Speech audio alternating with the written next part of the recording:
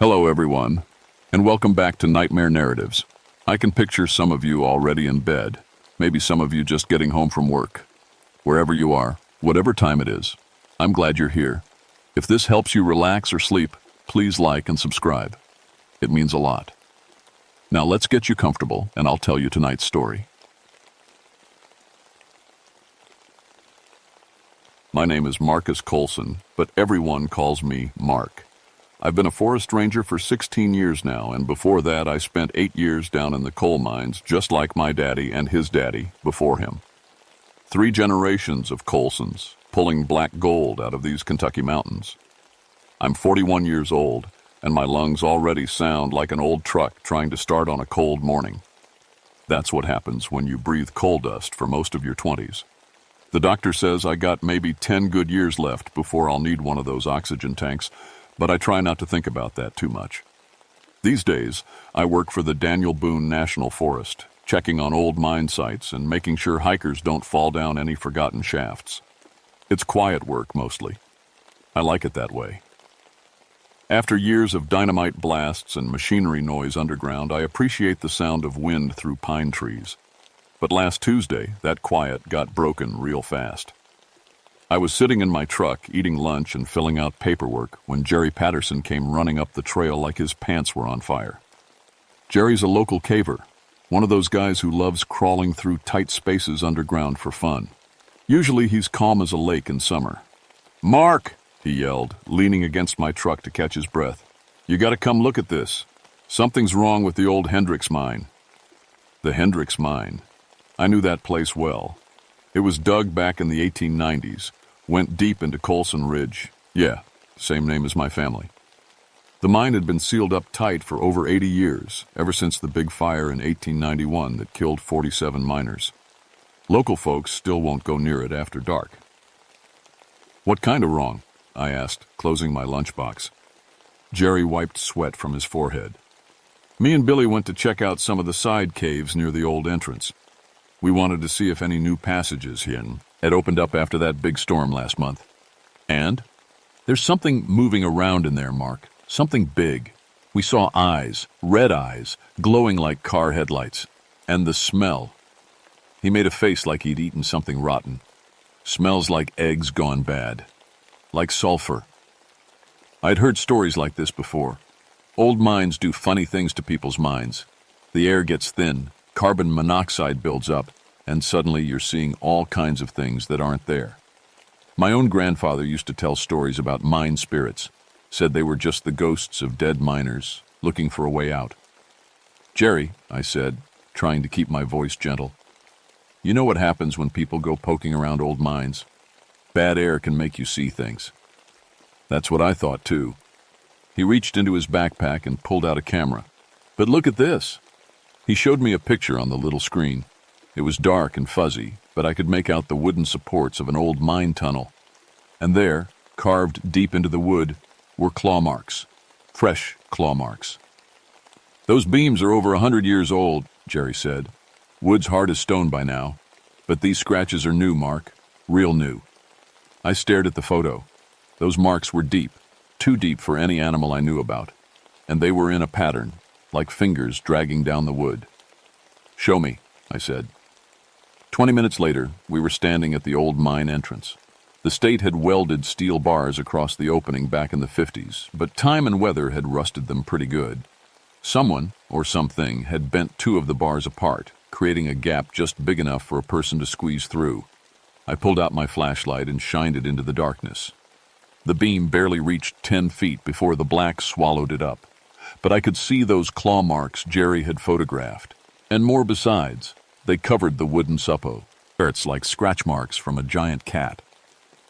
"When did you first notice this?" I asked. "Yesterday morning. Billy and I were exploring the cave system about half a mile east of here. We heard sounds coming from this direction, like metal being twisted. By the time we got here, the bars were already bent." I knelt down and examined the ground near the entrance. The dirt was disturbed, like something heavy had been dragging across it. But the strange thing was the temperature. It was a cool October day, maybe 55 degrees, but the air coming out of that mine felt warm, almost hot. "You boys didn't go inside, did you?" Jerry shook his head fast. No, sir. Billy wanted to, but I told him we should get you first. Something about this whole thing feels wrong, Mark. Really wrong. I stood up and brushed dirt off my knees. My breathing was getting a little rough. It always did when I got nervous. I'll need to go down there and take a look, file a proper report. You want me to come with you? No. I was already thinking about the equipment I'd need. This is official business now. You boys stay away from here until I can figure out what's going on. Jerry nodded, but I could see he wasn't happy about it. Cavers are curious people by nature. Telling them to stay away from an interesting hole in the ground is like telling a dog not to chase a rabbit. As we walked back to the trucks, I kept thinking about those claw marks. I'd been in and out of dozens of old mines over the years. I knew what animal damage looked like. Bears, wildcats, even large dogs. They all left different kinds of marks. But these were different. They were too deep, too deliberate. And they were everywhere, like whatever made them had been very angry about something. That night, I sat at my kitchen table with a cup of coffee and pulled out every file I had on the Hendricks mine. The official records were pretty basic. Mine opened in 1889, good quality coal, employed about 60 men at its peak. Then came the fire in 1891.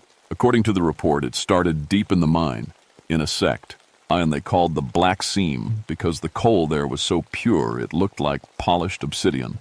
The fire spread fast through the tunnels, trapping 47 miners underground. By the time rescue teams could get to them, it was too late. But what caught my attention was a detail I'd never noticed before. The rescue team captain, a man named Samuel Wright, wrote in his report that the fire was still burning when they went down. Not just smoldering, actively burning, with flames hot enough to melt metal support beams. Coal fires aren't that unusual. Sometimes they can burn underground for years. But this fire had been burning for over 80 years now. And according to Wright's report, it was burning hotter than any coal fire he'd ever seen. I closed the file and rubbed my eyes. Tomorrow I'd have to go down into that mine and see what was really going on. Part of me, the part that had grown up hearing ghost stories about dead miners, was already dreading it. But the ranger part of me, the part that had a job to do, knew I didn't have a choice. Whatever was down there, I was going to find it. I spent Wednesday morning gathering equipment. If I was going into an old mine, I was going to do it right. I loaded my truck with a modern breathing mask, extra batteries for my lights, a gas detector for methane and carbon monoxide, rope, first aid kit, and my radio, though I doubted it would work once I got deep enough underground. The drive back to Hendricks Mine took about 30 minutes through winding mountain roads. When I arrived, I noticed something that made my stomach tighten up. The gap between the bent bars was wider than it had been yesterday, a lot wider. I parked the truck and walked over to examine the entrance. The steel bars were bent outward now, like something had pushed them from the inside. The metal was twisted in a way that would take incredible strength or incredible heat. I ran my fingers along one of the bars. It was warm to the touch, even though the morning air was cold enough to see my breath. "What the hell?" I muttered, pulling out my gas detector. The device immediately started beeping. Methane levels were high, but not dangerous yet. Carbon monoxide was barely registering, but the temperature reading made me stop and check the device twice. According to my detector, the air coming out of the mine was 97 degrees. That was impossible. The ground temperature in these mountains never got above 60 degrees, even in summer. And this was October. I strapped on my breathing mask and checked my equipment one more time. The mask would give me about 2 hours of clean air. Plenty of time to take a quick look around and get back to the surface. The entrance tunnel was about 7 feet high and wide enough for 2 men to walk side by side. My flashlight beam cut through the darkness, showing wooden support beams that were black with age and moisture. But as I walked deeper, I noticed something strange. The wood wasn't rotting. After 80 years in a damp mine, those beams should have been falling apart.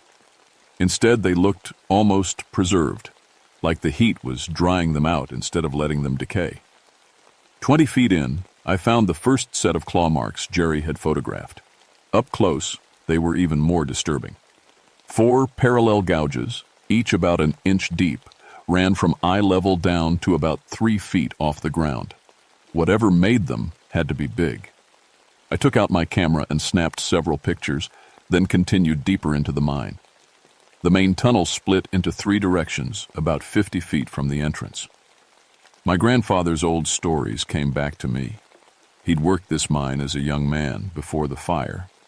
He always said the middle tunnel led to the black seam where the best coal was. That's where the fire had started. I chose the middle path. The temperature kept rising as I went deeper. My gas detector was beeping steadily now, registering 98.9, then over 100 degrees. I was starting to sweat inside my breathing mask, which wasn't supposed to happen. Then I saw the first impossible thing. The tunnel ahead of me wasn't built by miners. Oh, it started out normal. Wooden supports, tool marks on the walls where men had chipped away at the rock. But about 100 feet in, the tunnel changed. The walls became smooth, almost like glass. They curved in a way that looked natural, like flowing water, but they were cut through solid rock. No mining equipment could do work like that. It would take incredibly high heat to melt rock in those kinds of patterns. I played my flashlight beam along the walls and found more claw marks, hundreds of them. They covered every surface, overlapping and crossing like some kind of angry message written in a language I couldn't read. That's when I heard the sound. It started low, like the rumble of distant thunder, but it was coming from deeper in the mine, and it was getting closer. I stood perfectly still, listening. The sound came again. Not thunder, breathing. Something huge was breathing in the darkness ahead of me. Every instinct I had screamed at me to run. But I was a ranger, and this was my job. I had to know what was down here. I moved forward as quietly as I could, playing my light ahead of me. The tunnel curved to the right, and as I came around the bend, I saw something that made me forget how to breathe. The tunnel opened into a large chamber, maybe 30 feet across. The walls glowed with a dull red light like embers in a fireplace. And in the center of the chamber, sitting on what looked like a throne made of coal, was something that definitely wasn't human. It was about the size of a large man, but that's where the similarity ended. Its skin looked like charcoal, black and rough with cracks that glowed red like it was burning from the inside. Its arms were too long, ending in hands with fingers like railroad spikes. And its eyes were the color of melted steel, and they were looking right at me. I don't remember making the decision to run. 1 second I was staring at that thing, and the next I was sprinting back through the tunnel as fast as my legs could carry me. Behind me I heard a sound like a freight train starting up, a roar that made the tunnel shake and sent rocks falling from the ceiling. The temperature was rising fast now.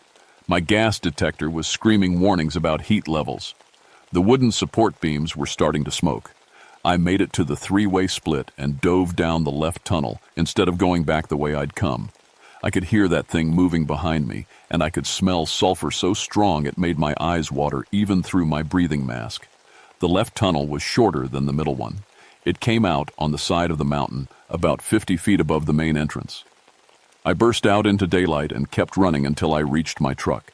Only then did I stop and look back at the mine. Black smoke was pouring out of both entrances. As I watched, the steel bars across the main entrance glowed red, then white-hot, then melted completely. The wooden frame around the entrance caught fire and burned away in seconds. I grabbed my radio and called it in. "This is Ranger Colson requesting immediate fire department response at Hendricks Mine. We have a major underground fire. Repeat, major underground fire." But even as I made the call, I knew the fire department wouldn't be able to help with this. You can't put out something that burns rock. 20 minutes later, I was sitting in my truck with Fire Chief Bobby Mullins, watching smoke pour out of the mountainside. "Mark," he said, "I've been fighting fires for 23 years, and I've never seen anything like this. The heat coming out of that mine is melting the rock around the entrance. Any idea what could cause it?" Bobby shook his head. "Coal fires can burn hot, but not this hot. And they sure don't start job for you be a mom." Again, after being dormant for 80 years. He looked at me. "You were down there. What did you see?"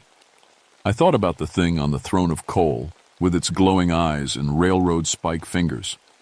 I thought about the tunnel that looked like it had been melted through solid rock. Gas buildup, I said. Must have ignited when I went in with my flashlight. It was a lie, but it was a lie that made sense. Bobby nodded and made a note on his clipboard. We'll have to keep people away from this whole area until the fire burns itself out, he said. I looked back at the mountain. The smoke was getting thicker, and I could swear I saw shapes moving around inside it. Shapes that walked on two legs. How long do you think that'll take? I asked. Bobby shrugged. Coal fires can burn for decades. Could be a long wait. As we drove away, I kept watching the smoke in my rearview mirror, and I kept thinking about those glowing eyes. Whatever was down there, it wasn't just going to stay buried anymore. I didn't sleep much that night. Every time I closed my eyes, I saw that thing sitting on its coal throne, staring at me with eyes like molten metal. By morning, I'd made a decision that probably wasn't very smart. I was going back. But I wasn't going alone this time. Dr. Patricia Minefield was a geologist from the University of Kentucky who specialized in underground formations. I'd worked with her before on a couple of sinkhole investigations, and she was smart as a whip and tough as old leather. If anyone could help me figure out what was really happening at Hendricks Mine, it was Pat. I called her around 7 in the morning. Mark, what's wrong? You sound terrible. I need your help with something, Pat. Something strange. I told her about the mine, about the impossible temperatures and the melted rock tunnels.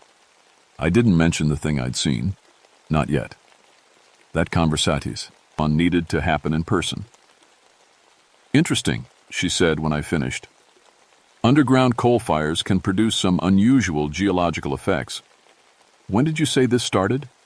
Yesterday. But, Pat, this isn't just a coal fire. I think we're dealing with something more complicated. I can be there by noon.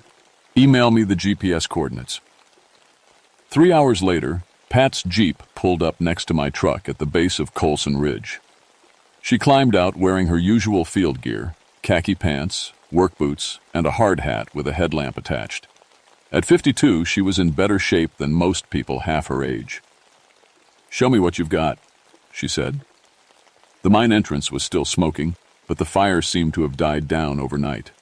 The melted steel bars had cooled into twisted sculptures, and the wooden frame was just a pile of ash. Pat walked around the entrance, taking measurements and making notes in a small notebook. She had instruments I'd never seen before, things that beeped and clicked and showed numbers on digital displays. Temperatures still elevated, she said, checking one of her devices. But not as high as you described yesterday, maybe 90 degrees.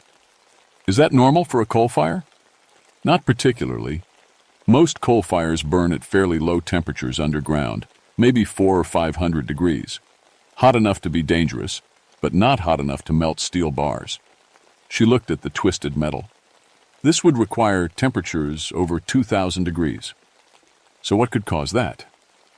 Pat was quiet for a minute, studying her instruments. There are a few possibilities. Gas explosion, maybe. Or if there's a particularly rich vein of coal down there, it could burn much hotter than normal.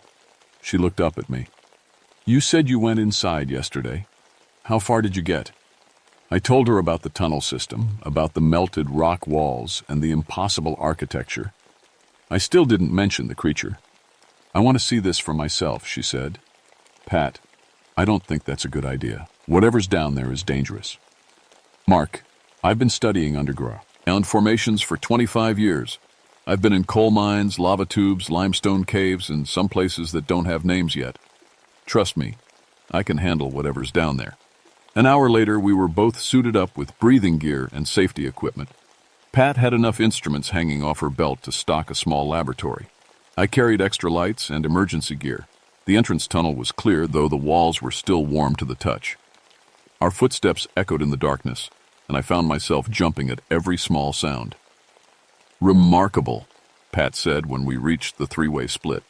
She was examining the claw marks with a magnifying glass. These are definitely recent, but I've never seen anything like them.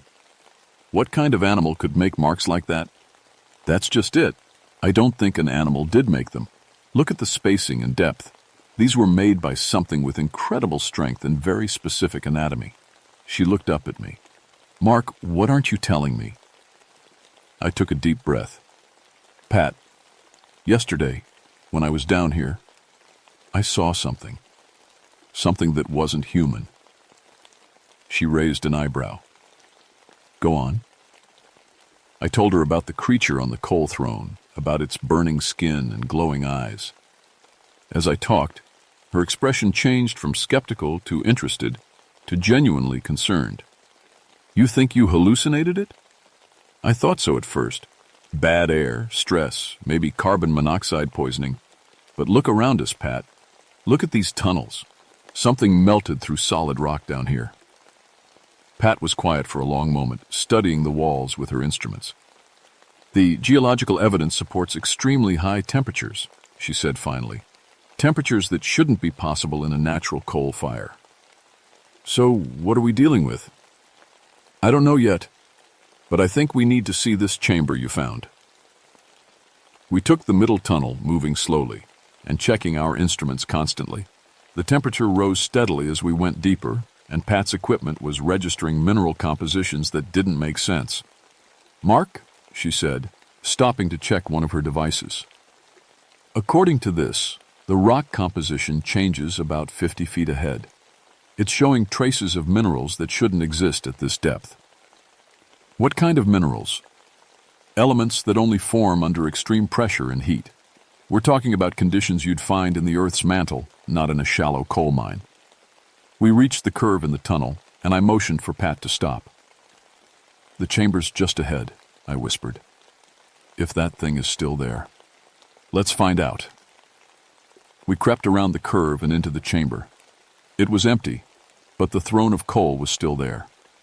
And now I could see that it wasn't just sitting on the chamber floor. It was growing out of it, like the coal had somehow formed itself into furniture. Pat moved into the chamber with her instruments out, taking readings and making notes. "This is impossible," she kept muttering. "These readings are impossible." "What's impossible about them?" "The coal formation here isn't natural. It's been shaped, molded, like someone worked it while it was soft. But coal doesn't get soft unless it's heated to over 1,000 degrees. She knelt down next to the throne and scraped off a small sample with a knife. "And this isn't regular coal. It's almost pure carbon, but with a crystalline structure I've never seen before." That's when we heard the footsteps. They were coming from deeper in the chamber, from a tunnel I hadn't noticed the day before. Slow, heavy steps that echoed off the walls like drum beats. "We need to leave," I said. "Now." But Pat was transfixed by her instruments. "Mark, look at this. The temperature just spiked to over 500 degrees. The footsteps were getting closer. I grabbed Pat's arm and pulled her toward the tunnel entrance. "We're leaving." She didn't argue this time. We ran through the tunnels as fast as our equipment would allow, while behind us the temperature kept rising and the walls started glowing red. We made it to the entrance just as the first explosion shook the mountain. The blast knocked us both to the ground and sent rocks flying out of the mine entrance. When the dust settled, I looked back and saw that the opening had partially collapsed. "Is everyone okay?" Pat asked, checking herself for injuries. "I think so, but we're not going back down there." Pat was looking at her instruments, and her face had gone pale. "Mark, according to my seismic equipment, that explosion came from at least 500 feet underground, and it wasn't caused by gas." "What do you mean?" "The pattern is all wrong for a gas explosion. This was structural, like something broke through a rock wall from the inside." As if to prove her point, another explosion shook the ground beneath our feet. This one was followed by a sound I remembered from the day before, that freight train roar. And then I saw them. 3 figures climbed out of the partially collapsed mine entrance. They looked like the creature I'd seen on the throne, but smaller, maybe the size of normal people. Their skin was the same charcoal black with glowing red cracks, and they moved in a way that wasn't quite human. "Pat," I said quietly, "don't move." She looked where I was pointing and froze. "What are they?" "I don't know, but they're looking for something." The creatures spread out, examining the ground around the mine entrance. One of them found our footprints and let out a sound like steam escaping from a pressure valve, The others gathered around, and they all turned to look in our direction. We were about 50 yards away, hidden behind some trees, but I had the feeling that distance wasn't going to matter much. "Run," I said. We ran. Behind us, I could hear the creatures giving chase. They moved fast, but not in straight lines. They seemed to flow from place to place like liquid shadow, and everywhere they stepped, the ground smoked. Pat's Jeep was closer than my truck. We dove inside and she gunned the engine as we tore down the mountain road. I looked back and saw all three creatures standing at the edge of the tree line watching us go. "What the hell were those things?" Pat gasped. I said. "They used to be miners." We drove straight to Pat's motel room in town, where she had more equipment and a laptop computer.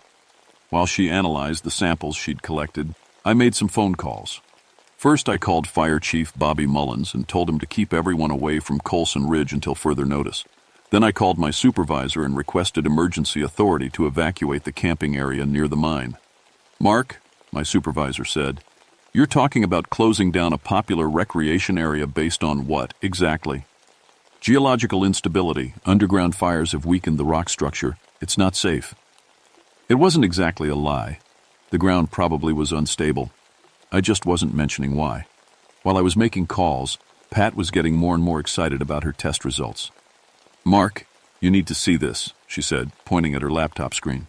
"This coal sample isn't like anything in the geological record." "What do you mean?" "Regular coal forms over millions of years from compressed plant material. It's mostly carbon, but it has impurities, sulfur, ash, trace minerals. This sample is almost pure carbon, but it's arranged in a crystal lattice that shouldn't be possible." She pulled up another screen showing molecular diagrams. "And look at this. The sample is giving off heat, actual thermal energy. Coal doesn't do that unless it's burning, but this isn't combustion. It's like the carbon atoms themselves are generating energy." "So what does that mean?" "I think it means those creatures you saw aren't just living in the mine. They're part of it. The coal, the rock formations, even the tunnels. It's all one big organism." I sat down heavily in the motel room, a single chair. "An organism? Think about it. You said the tunnels looked melted, not carved. What if those creatures can somehow change the molecular structure of rock? Heat it up, reshape it, turn it into whatever they need? But how is that possible?" Pat was quiet for a minute, staring at her test results. "I've been thinking about the mine's history. 47 miners died in that fire in 1891. Their bodies were never recovered. The fire was too hot, and the tunnels were too dangerous. Right. They're still down there somewhere. What if they're not somewhere down there, Mark? What if they are down there? What if whatever process created those crystal formations also changed the miners themselves?" I thought about the creature on the coal throne, about its charcoal skin and glowing eyes. "You think those things used to be human?" "I think extreme heat and pressure, combined with high concentrations of carbon, might have created some kind of transformation. The miners didn't die in that fire. They became something else."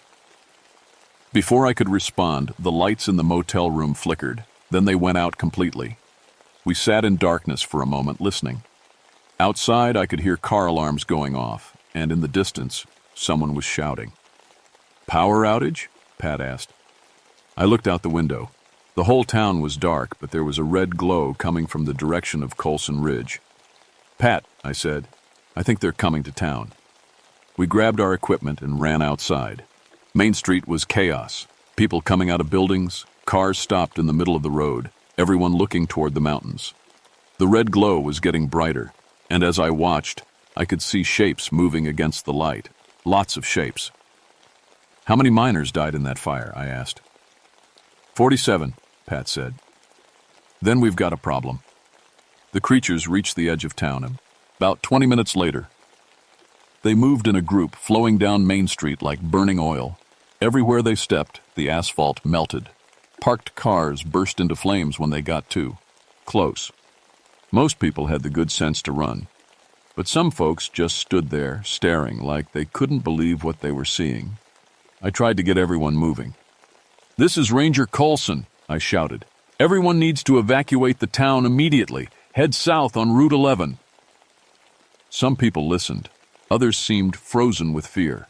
The creatures spread out, examining buildings, cars, anything human-made. They seemed confused by the modern world, like they were looking for something they remembered but couldn't quite find. That's when I figured it out. "Pat," I said, "they're looking for their families." "What?" "Think about it. These miners died over 100 years ago. Their wives, their children, they all lived here in town. The creatures are looking for people who've been dead for decades." One of the creatures approached an old woman who was too scared to run. It reached out with one of its spike-fingered hands and touched her face gently, almost tenderly. The woman screamed and collapsed, but I could see she wasn't hurt, just terrified. The creature made that steam-hissing sound again, but softer this time, sadder. "We have to help them," Pat said. "Help them what?" "They're dead, Pat. They've been dead for over a century." "No, Mark. I don't think they know that." She was right. The creatures were moving through town like they were searching for something specific. They'd approach people, examine them closely, then move on when they realized the person wasn't who they were looking for. But their presence was setting everything on fire. Buildings were starting to burn just from the heat they gave off. If we didn't do something soon, the whole town would be ash. "We need to get them back to the mine," I said. "How?" I thought about the creature on the coal throne, the one that seemed bigger and more aware than the others. "I think there's a leader. If we can get him to come out, maybe the others will follow." "That's a hell of a gamble, Mark. You got a better idea?" We loaded up Pat's Jeep with all the equipment we could carry and headed back toward Colson Ridge. The road was empty. Everyone with any sense had evacuated south. The mine entrance was completely clear now. Whatever explosions had happened underground had blown away all the debris. The opening yawned like a mouth, with red light glowing deep inside. "Stay here," I told Pat. "Keep the engine running." "Where are you going?" "To talk to their king." I walked into the mine with nothing but a flashlight and a whole lot of hope that I wasn't about to get myself killed. The tunnels were different now. The walls pulsed with red light and the floor felt warm under my feet. It was like walking through the circulatory system of some enormous creature. I found the big one right where I'd seen him before, sitting on his coal throne in the chamber. But now I could see other details I'd missed in my panic the day before. Around the throne were scattered objects, tools, lunch pails, photographs, the belongings of dead miners, preserved in the coal like insects in amber. The creature looked at me with its glowing eyes, and I got the strangest feeling that it recognized me, that it knew I was a Colson, that my family had worked these mines. "You're looking for your families," I said out loud, feeling foolish. "But they're gone. They died a long time ago." The creature made a sound like wind through broken glass. "Your friends are in town, and they're hurting people. You need to call them back." The creature stood up from its throne. Up close, I could see that its charcoal skin was etched with patterns, names, dates, faces. The entire history of the mine was written on its body. It reached out one spike-fingered hand and touched my forehead. Suddenly, I could see what it saw. The mine as it had been in 1891, full of living men working by lamplight. Families in town, children playing in the streets, women hanging laundry on clotheslines. And then the fire, the panic, the screaming, the terrible heat that changed everything. The creature showed me the moment of transformation, how the extreme heat and pressure had fused the miners' bodies with the coal itself, turning them into something that was part human, part mineral, part fire. They had been trapped underground for over a century, slowly going mad from isolation and grief. The recent cave-in had finally given them a way out. But the world they remembered was gone. I opened my eyes and found myself back in the chamber. The creature was watching me with an expression that might have been hope. "I understand," I said. "But you can't bring them back, and you can't keep hurting innocent people." The creature nodded slowly. Then it opened its mouth and let out a sound unlike anything I'd ever heard, a call that echoed through every tunnel in the mine. 20 minutes later, I emerged from the mine to find all 47 creatures gathered outside. They looked at their leader, then at me, then slowly began walking back into the darkness. The last one to go was the leader himself. He paused at the entrance and looked back at me one more time. Then he raised one hand in what might have been a wave goodbye. The mine entrance collapsed a few seconds later, sealing itself with a sound like thunder. It took 3 days for the fires in town to burn out completely. The official report blamed an underground gas explosion that triggered a coal seam fire. The melted asphalt on Main Street was explained as the result of an unusually hot fire. Nobody talked about the creatures. Pat's geological samples disappeared into some university laboratory, and her preliminary report was classified by the state. She tried to publish her findings about the crystalline coal formations, but her paper was rejected by every scientific journal she submitted it to. Too extraordinary, they all said. Not enough peer review. 3 weeks later, Pat died in her sleep. Heart attack, the doctor said, but I found out later that her lungs were full of coal dust, even though she'd been wearing a breathing mask the whole time we were in the mine. I think the creatures marked her somehow. I think they knew she'd figured out their secret. As for me, my breathing got worse after that day. A lot worse. I had to retire early from the Ranger service. And these days I need an oxygen tank just to walk to the mailbox. But I'm still alive, and I think I know why. The creatures recognized me as family. A Colson who'd worked the mines just like they had.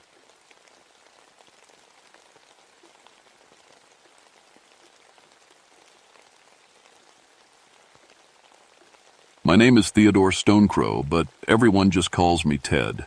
I've been a park ranger in the Great Smoky Mountains for 14 years now. My grandmother used to tell me stories about these mountains when I was little. Stories about the Nunehi, the Cherokee little people who lived in the rocks and trees. I always thought they were just tales to teach kids to respect the forest. I wish I still believed that. It was early October 1965 when everything started. The leaves were turning red and gold, and the morning air had that crisp bite that made you glad to be alive. I was checking trails near Klingman's Dome, the highest peak in our section.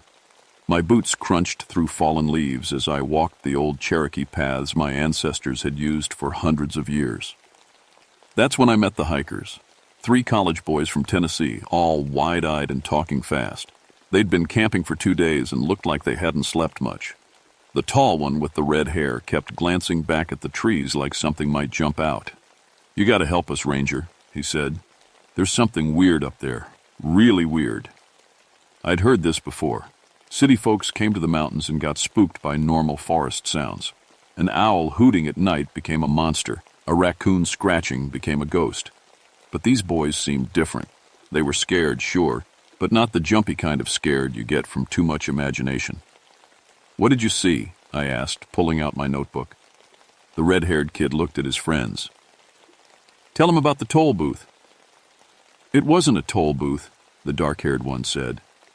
"It was like a checkpoint, made of sticks and stones, but all fancy. And there were these people." "People?" "Little people," the third boy whispered. "About 3 feet tall, maybe less. Wearing old-fashioned clothes, like from a play or something. They said we had to pay to go up the mountain." I stopped writing. "Pay what?" "That's just it, they wouldn't say. They just kept pointing at our backpacks and talking in some language we couldn't understand. When we tried to go around them, they got angry." The red-haired kid rolled up his sleeve. 3 long scratches ran from his wrist to his elbow, too deep and clean to be from branches. "We ran," he said, "all the way down here." I looked at the scratches. They were fresh, maybe 6 hours old. And they were strange, perfectly straight, like they'd been made with tiny knives. "Show me where this happened." The boys looked at each other. "We're not going back up there." "You don't have to. Just point me in the right direction." 20 minutes later, I was hiking alone up the old Indian Trail. The boys had described a spot about 2 miles up near a big rock formation that looked like a sleeping bear. I knew the place. It was one of the sacred sites my grandmother had told me about. Cherokee families used to leave offerings there for safe passage through the mountains. The forest felt different as I climbed higher. Too quiet. Birds should have been singing, but I could only hear my own footsteps and breathing. Even the wind seemed to hold its breath. That's when I found the first one. A businessman in a gray suit was sitting on a fallen log about 50 yards off the trail. At first I thought he was just resting. Then I got closer and saw that something was very wrong. He was tiny, maybe 18 inches tall, sitting there in his perfect little suit, looking up at me with terrified eyes. "Help me," he whispered in a voice like a mouse. "Please help me."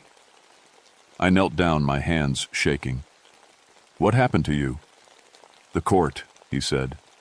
"The mountain court. They took me 3 days ago. I was just hiking and then—" He gestured at his small body. "They did this to me." I'd seen a lot of strange things in Fort Tees in years of ranger work. Bears walking on 2 legs in the distance. Lights in the forest that couldn't be explained. Sounds that made no sense. But I'd never seen anything like this. "How many of you are there?" I asked. 6 that I know of, maybe more. They keep us in cages made of gold wire. Beautiful cages, but still cages. They let me out today to look for more people, to bring them back. "Why?" The tiny man's face crumpled. "They're building an army. They say the mountain belongs to them and humans are trespassing. They want to make examples of us." My radio crackled. "Ted, you copy?" I grabbed it. "Yeah, Bill, what's up?" "Got more hikers down here reporting weird stuff. Little people demanding payment. You find anything?" I looked at the shrunken man. "I'm still investigating. Give me another hour." "Copy that. But Ted, my compass is going crazy up here. Needles spinning like a washing machine." I checked my own compass. The needle swung back and forth, never settling on any direction. My altimeter read 8,000 feet, which was impossible. Klingman's dome was only 6,743 feet high. "I need to get you out of here," I told the tiny businessman. "You can't carry me far," he said. "And they'll know. They always know when someone takes us away from the mountain." "Who are they?" "The court. The nobles. They've been here longer than anyone remembers. Your people, the Cherokee. They made a deal with them long ago. But the court says the deal is broken now." My grandmother's voice echoed in my memory. "The Nunahai are older than the mountains themselves, Theodore. They were here when the first Cherokee came, and they'll be here when the last ones leave. Always remember, respect the old places." A sound drifted down from higher up the mountain. Music, but not like any music I'd ever heard. It sounded like wind chimes made of bones, playing a tune that made my skin crawl. "They're calling," the tiny man whispered. "I have to go back. If I don't, they'll hurt the others." "Wait!" But he was already running into the trees, his little legs carrying him fast. Than should have been possible. I was alone again, but not really alone. The forest was watching me. I could feel eyes everywhere, measuring me, judging me. The music got louder, and now I could hear voices underneath it. High, sweet voices singing words in a language that was almost familiar. Cherokee, but older than any Cherokee I'd ever heard. My radio crackled again. Static, then Bill's voice.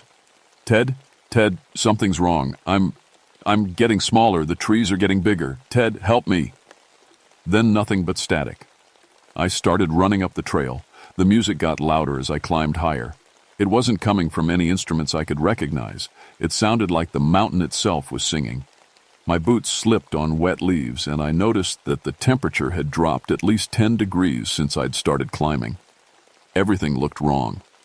The trees seemed taller, their branches reaching down like arms trying to grab me. Shadows moved when there was no wind to move them. And the smell, it was like flowers, but flowers that had been dead for 100 years. I found Bill's radio first. It was sitting on a moss-covered rock, still crackling with static. His ranger hat was next to it, but Bill was nowhere to be seen. "Bill!" I called out. "Where are you?" "Down here." The voice was thin and scared. "Ted, down here." I looked around, then down at my feet. Bill was standing next to his own hat, which now looked like a green circus tent compared to his size. He was maybe 2 feet tall, staring up at me with eyes full of fear. "They got me, Ted," he said. "Soon as I stepped into that ring of mushrooms over there, soon as my foot touched the inside, I just started shrinking." I looked where he pointed. A perfect circle of white mushrooms, each one about the size of my fist, formed a ring 20 feet across. The grass inside the ring was a different color, deeper green, almost glowing. And in the center of the ring stood something that made my breath catch. It looked like a doorway made of living wood. 2 oak trees had grown together, their branches twisting into an arch. Through the arch I could see more forest, but it was wrong. The trees beyond were massive, hundreds of feet tall, and they glowed with soft blue light. "Don't go in there," Bill said. "Whatever you do, don't step inside that ring." But as he spoke, I heard another voice, a woman's voice, calling from beyond the wooden arch. "Theodore Stonecrow," it said. "We have been waiting for you." I knew that voice. It was my grandmother's voice, but younger. The way she might have sounded when she was 20. "Your grandmother made promises, Theodore," the voice continued. "Promises that must be kept." "Don't listen," Bill whispered. "It's not her. It can't be her." But I was already walking toward the ring. I couldn't help myself. The voice was pulling me forward like a rope around my chest. "The Cherokee and the Mountain Court had an agreement," the voice said. "But your people broke it. They brought strangers to our sacred places. They let them build roads and cut down ancient trees. The debt must be paid." I stopped at the edge of the mushroom ring. Up close, I could see that each mushroom had tiny symbols carved into its stem. Cherokee writing, but older than anything I'd learned in school. "Step forward, Theodore," the voice said. "Come home." I lifted my foot to step over the mushrooms. "Ted, no!" Bill grabbed my boot with both hands, but he was too small to stop me. My foot touched the grass inside the ring. The world exploded into color and sound. The trees around me shot up like rockets, growing taller and taller until their tops disappeared into clouds. The sky turned deep purple, and stars came out even though it was still daytime. The ground beneath my feet felt soft and warm, like it was alive. But I was still my normal size. The magic had affected Bill when he stepped in, but not me. "Interesting," said a new voice. I spun around. A figure stood by the wooden arch, tall for one of the little people, maybe 4 feet high, wearing robes that seemed to be made of leaves in moonlight. Its face was beautiful in a way that hurt to look at, with eyes like deep water and skin that glowed softly. "You are protected," it said. "Your blood carries the old agreements. But your friend," it gestured at Bill, who was now about the size of a Ken doll, "he has no such protection." "Change him back," I said. The figure laughed, and the sound was like silver bells falling on stone. "I am merely a herald. The court will decide what happens to all trespassers." "What court?" "Come and see." It turned and walked through the wooden arch. After a moment I followed, with Bill riding on my shoulder like a tiny hitchhiker. The world beyond the arch was like stepping into a fairy tale, but the scary kind, where children get eaten by witches. The trees were massive, their trunks wider than school buses. Flowers the size of dinner plates hung from vines, glowing with their own light. And everywhere, carved into the living wood of the trees, were buildings. Not built into the trees, carved out of them. Staircases spiraled up the trunks, balconies jutted out from branches.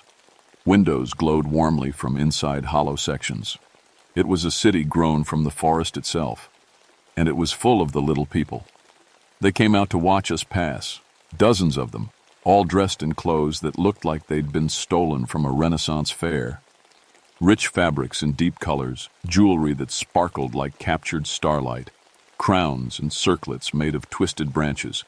They were beautiful and terrible at the same time, like angels who'd decided to become demons for fun. "Ted," Bill whispered in my ear, "look at their eyes." I looked closer. Every single one of them had the same eyes, black as deep water with no pupils or irises, just endless darkness that seemed to go on forever. The herald led us to the largest tree, one so massive that a highway could have run through its trunk. Carved into its base was a great hall, with pillars made of living wood and a ceiling that disappeared into shadows. At the far end, on a throne carved from a single enormous root, sat the Mountain King. He was bigger than the others, still small by human standards, but clearly their ruler.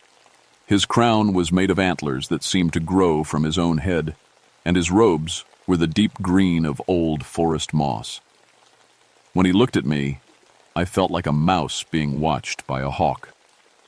"Theodore Stonecrow," he said, and his voice echoed through the hall like thunder. "Welcome to our court." The hall was full of the little people, nobles, I guessed, based on their fancy clothes. They sat on benches carved from mushrooms, all watching me with those terrible black eyes. "Your people have broken the old agreements," the king continued. "For 200 years, we honored the treaty your ancestors made with us. We stayed hidden. We allowed passage through our lands. We asked only for respect and occasional offerings." I found my voice. "What treaty?" "The Treaty of the Deep Woods, signed in blood by your great-great-grandmother, Standing Bear Woman. She promised that the Cherokee would remember the old ways, would teach their children to respect the sacred places." One of the nobles stood up. This one looked female, with a crown of twisted silver on her head. "But they did not keep their promises," she said, her voice sharp as broken glass. "They brought strangers. They allowed the cutting of sacred trees. They built roads through our most holy places. And so we are taking what is owed," the king said. "The mountain belongs to us. We will make examples of all trespassers." He gestured to one side of the hall. I turned and saw them, about a dozen human beings, all shrunk down to the size of dolls, sitting in beautiful golden cages that hung from the ceiling like bird cages. They looked down at me with desperate eyes. "Choose," the king said. "Join them as our pets or face our justice." "What kind of justice?" The king smiled, showing teeth that were too sharp. "Trial by ordeal. 3 tasks, each more difficult than the last. Succeed, and we will release all our prisoners and honor you as a friend of the court. Fail." He didn't need to finish. I could see the answer in those black eyes. "I accept," I said. Bill grabbed my ear.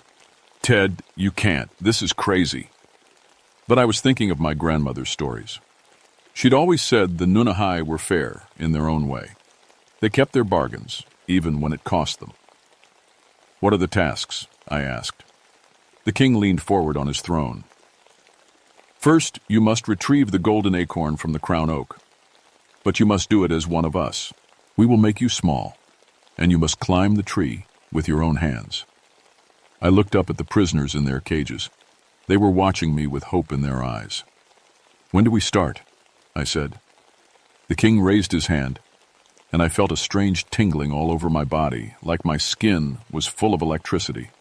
The world around me started growing larger and larger, or maybe I was getting smaller and smaller. Either way, the throne room became a vast cathedral, with the king looming above me like a mountain. When it stopped, I was about 3 feet tall, the same size as the court nobles. Bill, who had been riding on my shoulder, was now eye level with me. "At least we're the same size now," he said, trying to sound brave. "The crown oak stands at the heart of our realm," the king announced. His voice now sounded like it was coming from the sky itself. "Bring us the golden acorn from its highest branch, but beware, the tree is protected by its guardian." 2 of the nobles led us out of the throne room and deeper into the forest city. Everything was different at this size. Flowers I could have stepped over before now towered above my head like colorful umbrellas. Streams I could have jumped across were now rushing rivers. And the sounds, everything was louder, more intense. A bird singing somewhere above sounded like an opera singer. The crown oak stood in a clearing at the center of the tree city. It was the biggest tree I'd ever seen, even bigger than the throne room tree. Its trunk was so wide I couldn't see where it ended, and its branches reached up into the purple sky like the arms of a giant. High up, maybe 200 feet above us, I could see a single golden light glowing among the leaves. "The golden acorn," one of our guides said. "It holds the power of growth and life. Bring it to the king and you will have completed the first task." I looked up at the massive trunk. The bark was rough and full of handholds, but 200 feet was a long way to climb when you're only 3 feet tall. "What's the guardian?" I asked. My guide smiled that sharp-toothed smile. "You will see." I started climbing. The bark was easier to grip than I'd expected. My smaller hands could find holds that would have been impossible at normal size. But it was still exhausting work. Every few feet I had to stop and rest, my muscles burning with effort. Bill stayed on the ground, too scared to climb. "Be careful, Ted," he called up. "If you fall from there, you'll be pancake." I was about halfway up when I heard the buzzing. It started soft, like a bee flying nearby. But it got louder and louder until it sounded like a chainsaw. I looked around, trying to find the source. That's when I saw it. A wasp the size of a small airplane was flying toward me, its huge black eyes reflecting my tiny form. Its stinger was as long as a sword, and it looked very, very angry. "Guardian wasp," one of the nobles called from below. "Do not let it sting you, or you will sleep for 100 years. The wasp circled the tree trunk, getting closer with each pass. I pressed myself against the bark, trying to become invisible, but it had already spotted me. It came in fast, stinger first. I rolled to the side just as the stinger punched into the bark where I'd been. The wasp struggled to pull it free, and I saw my chance. I grabbed a loose piece of bark and threw it as hard as I could. It hit the wasp right between the eyes. The giant insect buzzed angrily and backed off, then came at me again. This time I was ready. As it charged, I jumped to a different part of the trunk, using my small size to move quickly between the bark ridges.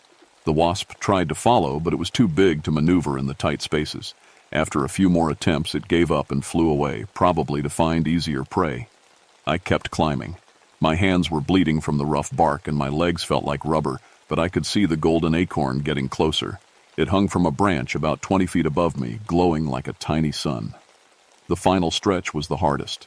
The branches up here were thin and swayed in the wind. More than once I thought I was going to fall and splatter on the ground far below. But finally I reached the branch where the acorn hung. It was beautiful, pure gold, but alive somehow, warm to the touch and humming with power. As soon as I picked it up, I felt strength flowing back into my tired muscles. Getting down was faster but scarier. I half climbed, half slid down the massive trunk, using the golden acorn's power to keep from falling. When I finally reached the ground, my legs gave out and I collapsed in the moss. The nobles who had been watching gathered around me. "The first task is complete," one said, "but there are 2 more. They led me back to the throne room where the king waited. I placed the golden acorn at the foot of his throne. "Well done," he rumbled. "But the second task will test your mind, not just your courage." He gestured, and the wall of the throne room became transparent. Beyond it, I could see a rushing stream that cut through the forest like a silver ribbon. "Make the water, or flow uphill," the king said. "For 1 full hour, the stream must flow backwards, from low ground to high ground. Use whatever means you can think of, but you may not touch the water with your hands." This was impossible. Water doesn't flow uphill. It's basic physics. But then I remembered what my grandmother used to say. "The Nunahai don't think like humans, Theodore. What seems impossible to us might be simple to them." I studied the stream through the transparent wall. It flowed from a high spring in the mountains down through the forest to a lower pool. But maybe I could change where it wanted to go. "I'll need help," I said, "and tools." "Name them," the king said. "Stones. Lots of stones. And some of your people who aren't afraid to get wet."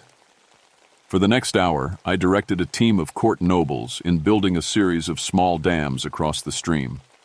We didn't stop the water completely. Instead, we channeled it into a series of pools that climbed up the hillside like giant steps. Water flowed from the main stream into the first pool. When that pool filled up, it overflowed into a channel that led to a higher pool. That pool filled and overflowed into an even higher pool. Step by step, we created a water staircase that carried the stream uphill. It wasn't really making water flow uphill. It was using the water's own weight and gravity to lift itself to higher and higher levels, like a series of locks on a canal but made from stones and mud. The king watched the whole process in silence.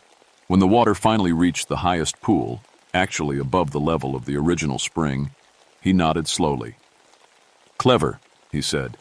"You understand that sometimes the impossible becomes possible if you change how you think about it. The second task is complete." I felt a surge of hope.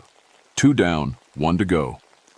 "The third task," the king said, and his voice grew serious, "will test your heart."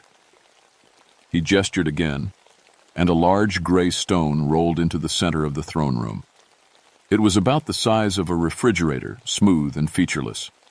"Make this stone weep to it." "Ears," the king said. "Real tears, born of real sorrow. If you can do this, all prisoners will be freed, and you will be honored as a friend of our court forever." I stared at the stone. How do you make a rock cry? It was just mineral and crystal, no nerves or emotions or tear ducts. But then I thought about my grandmother again, and all the stories she'd told me. Stories about the Trail of Tears, when the Cherokee people were forced to leave their homeland and march west to Oklahoma. Thousands died on that journey. Families were separated. An entire culture was nearly destroyed. Maybe the stone couldn't cry, but maybe I could cry for it. I sat down next to the stone and began to tell the story. I told it the way my grandmother had told it to me in Cherokee, with all the old words and phrases that carried the weight of history. I told about the soldiers coming to take families from their homes, about children dying in the cold rain, about elders who couldn't keep up and were left behind. As I spoke, something strange happened. The nobles around the throne room began to listen. Really listen. Their sharp, beautiful faces grew sad. Some of them started to make soft sounds like crying. And the stone began to change. It started as just a few drops of water beating on its surface. But as my story continued, as I poured all the grief and loss of my people into my words, more water appeared. The drops became trickles. The trickles became streams. The stone was crying. Real tears, born of real sorrow. Not its own sorrow, but sorrow it had absorbed from my story, from the pain of the Cherokee people, from centuries of loss and struggle. When I finished the story, the stone was streaming with water like a fountain. The king stood up from his throne, and for the first time, his terrible black eyes looked almost human. "The third task is complete," he said softly. You have reminded us that even stones can weep if they hear enough sorrow." The king raised his hand, and I felt the tingling sensation again. The world shrank around me, or I grew, until I was back to my normal size. Bill grew too, relief flooding his face as he became human-sized again. "You have proven yourself worthy, Theodore Stonecrow," the king said. "But before we honor our bargain, you must understand something. We did not create this situation for sport." The transparent wall showed the view outside the court, the real forest, where normal-sized trees grew and normal-sized animals lived. But now I could see things I'd missed before.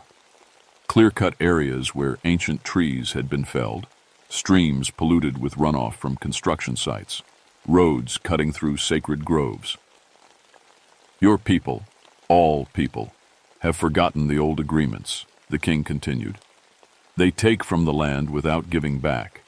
They build without asking permission. They treat the forest like a thing to be used instead of a living being to be respected."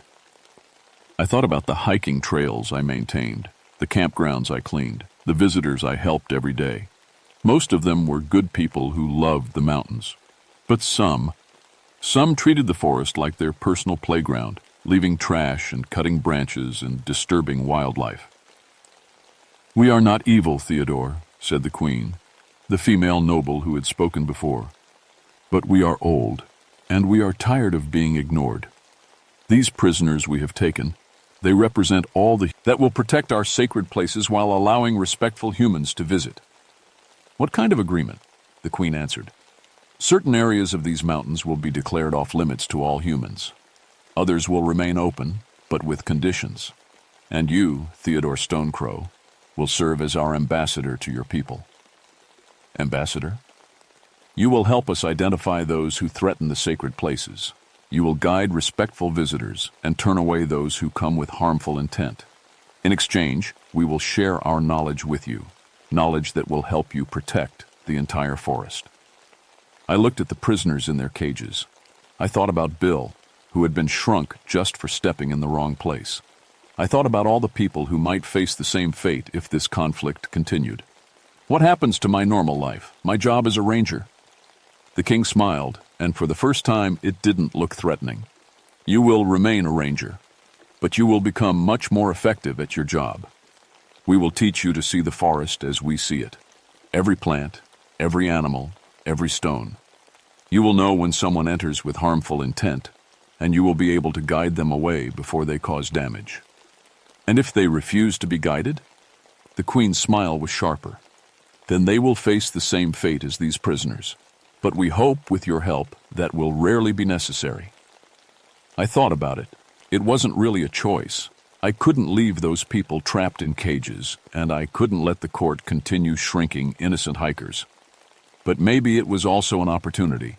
Maybe I could help both sides understand each other. I accept, I said. The king nodded. Then let us begin the new agreement. He raised his hands and the golden cages opened. The prisoners tumbled out, growing back to normal size as they fell. They looked around in confusion, then started running toward the wooden arch that led back to the normal world. Wait, I called after them. You need to understand. But they were already gone, fleeing through the portal. Do not worry, the queen said. We will modify their memories. They will remember only a strange dream about getting lost in the forest. But you, Theodore, you will remember everything. I felt something change inside my head, like a door opening. Suddenly, I could see the forest in a completely different way. Every tree had a glow around it that showed its health. Every stream sparkled with information about the creatures that lived in it. Every rock formation hummed with the history of what had happened there. And I could feel the presence of the court nobles scattered throughout the mountains, watching and protecting their sacred places. This is your gift, the king said, and your burden. You will age more quickly because of it. The magic has a price, but you will be able to protect both worlds, human and fey. I felt the truth of his words. My hair was already turning gray at the temples, and my hands looked older than they had an hour ago. How long do I have? Perhaps 10 years, the queen said softly. Long enough to train a successor, if you choose wisely. Bill grabbed my arm. Ted, we should go. This is all too much. But I shook my head. This is exactly what needs to happen, Bill. Someone has to bridge the gap between their world and ours. The king walked us back to the wooden arch. Remember, Theodore, respect must be earned by both sides. We will honor this agreement as long as your people do the same. We stepped through the portal, and the fairy ring dissolved behind us. The mushrooms crumbled to dust, and the wooden arch became just two normal oak trees again. But I could still feel the connection, like a thread leading back to the court. Bill and I hiked down the mountain in silence. When we reached the ranger station, I sat down to write my report. What are you going to tell them? Bill asked. I thought about it. Mass hallucination caused by toxic spores from mush, rooms. Recommend that area be temporarily closed to hikers while we study the contamination. That's not what really happened. No, I said, but it's what they need to hear. The truth would just cause panic. I finished the report and filed it away. Then I got out a map of the mountains and started marking the areas I now knew were sacred to the court. Some would have to be closed completely. Others could remain open with careful management. It was going to be a long 10 years. That was 5 years ago. I've kept my word to the Mountain King, and he's kept his. The sacred areas are protected now, marked as environmentally sensitive zones in all the park literature. Most visitors respect the boundaries. Those who don't, Well, they usually find themselves getting lost and eventually wander back to the main trails with no memory of how they got turned around. The court has been more subtle than they used to be. My hair is completely white now, and my hands shake sometimes when I write reports. The magic is taking its toll, just like the king warned. But I've also prevented dozens of conflicts between the human and fey worlds. Hikers who might have vanished forever instead get gently redirected to safer paths. Developers who want to build in sacred areas find their surveys mysteriously inaccurate, and I've been training my replacement. Sarah Woodpecker is young, only 25, but she has Cherokee blood and the right kind of respect for the old ways. She doesn't know about the court yet, but she's noticed the strange things, the way certain areas of the forest feel different, the sounds that don't match any known animal, the lights that dance between the trees on moonless nights. Yesterday, she came to me with a story about hikers who claimed they'd seen little people in fancy clothes near Klingman's Dome. "What do you think, Ted?" she asked. "Should we investigate?" I looked at her carefully. She was ready. It was time. "Pack your gear," I told her. "We're going hiking." As we prepared to leave, I thought about the businessman I'd met that first day, the one who'd been shrunk by the court's magic. I never saw him again, but sometimes I wonder if he remembers what really happened to him. If he wakes up from dreams about golden cages and mountain kings. Bill retired last year. He never talked about what happened in the court, but sometimes I'd catch him staring at mushroom rings with a worried expression. He knows the truth is still out there, waiting in the shadows between the trees. The forest watches everything. That's what I've learned in these 5 years as the court's ambassador. Every footstep, every broken branch, every piece of litter left behind, it all matters. The mountains have a long memory, and they don't forgive easily, but they can learn to trust again if you show them proper respect. Tonight, I'll take Sarah up the old Cherokee Trail. I'll show her the places where the normal world brushes against something older and stranger. And if she's worthy, if she has the courage and wisdom to accept the truth, I'll introduce her to the Mountain King's court. The sacred places need a guardian. They always have. And the guardians need to remember that they're not just protecting trees and rocks and streams. They're protecting the doorways between worlds, the thin places where magic still lives and breathes. The Cherokee have a saying, "The land doesn't belong to us, we belong to the land." I've learned that it's more true than I ever imagined. The land is alive, and it's watching, always watching.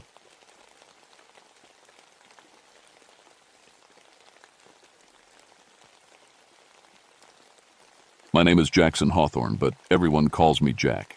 I've been a forest ranger for 19 years now, working the backcountry of Monongahela National Forest in West Virginia. At 42, I know these mountains like the back of my weathered hands. Every cave, every ridge, every hidden trail that city folks never see. I should tell you right up front, I'm not the hero type. My ex-wife Sarah made that clear enough when she left 3 years ago, taking my kids with her. "You care more about those damn mountains than your own family," she said. Maybe she was right. Maybe drowning my Vietnam memories in Jim Beam every night wasn't the best way to be a father. But I'm good at my job. Real good. When people get lost in these hills, when hikers disappear into cave systems that snake for miles underground, they call me. I've pulled more bodies out of Devil's Throat Cave than I care to count. Spelunkers think they know what they're doing until the limestone walls start closing in and their fancy headlamps die. It was August 15th, 1978, when everything changed. Hot as blazes that summer, the kind of heat that makes your shirt stick to your back even in the shade. I was finishing my shift when the call came through the radio. "Jack, we got 3 college kids missing up near Seneca Rocks. Supposed to check in yesterday morning. Parents are raising hell." I grabbed my gear. Cave rescue meant ropes, emergency oxygen, first aid kit, and the portable radio that barely worked down in the limestone. The missing kids were from Virginia Tech. 2 boys and a girl, all experienced climbers according to their families. They'd gotten permits to explore Devil's Throat Cave, one of the deepest systems in the area. The drive up to Seneca Rocks took 40 minutes on winding mountain roads. These weren't the gentle rolling hills you see in postcards. This was old Appalachian wilderness, bayous. Here the trees grew thick and dark, where families had lived in hidden hollows for generations without ever seeing a government man. When I reached their campsite, my stomach dropped. 3 tents still set up, food hanging in bear bags, gear scattered around like they'd just stepped away for a minute. But their car keys were sitting on a log, and nobody goes caving without a way to drive home. The mouth of Devil's Throat Cave sat about 100 yards from their camp, a black hole in the limestone cliff face that always made me uneasy. Local folks had stories about that cave going back generations, but I'd never paid much attention to mountain superstition. What caught my attention was the rockfall. Fresh limestone chunks and dirt completely blocked the entrance. Now, rockfalls happen, but this looked wrong. Too neat, too much like someone had sealed it from the inside. I was setting up my equipment when I heard her coming down the trail. Old Emma Crane lived up on the ridge in a cabin her grandfather built. Mountain people called her a granny woman, someone who knew herbs and old remedies. She was maybe 70, with gray hair in a tight bun and eyes sharp as a hawk's. "You planning to go in there, Ranger Jack?" she asked, stopping at the edge of my work area. "Got 3 kids missing, Emma. This is where their trail ends." She shook her head slowly. "Ain't no good gonna come of opening that cave. Some things should stay buried." "What are you talking about?" Emma looked at the sealed entrance like it was a grave.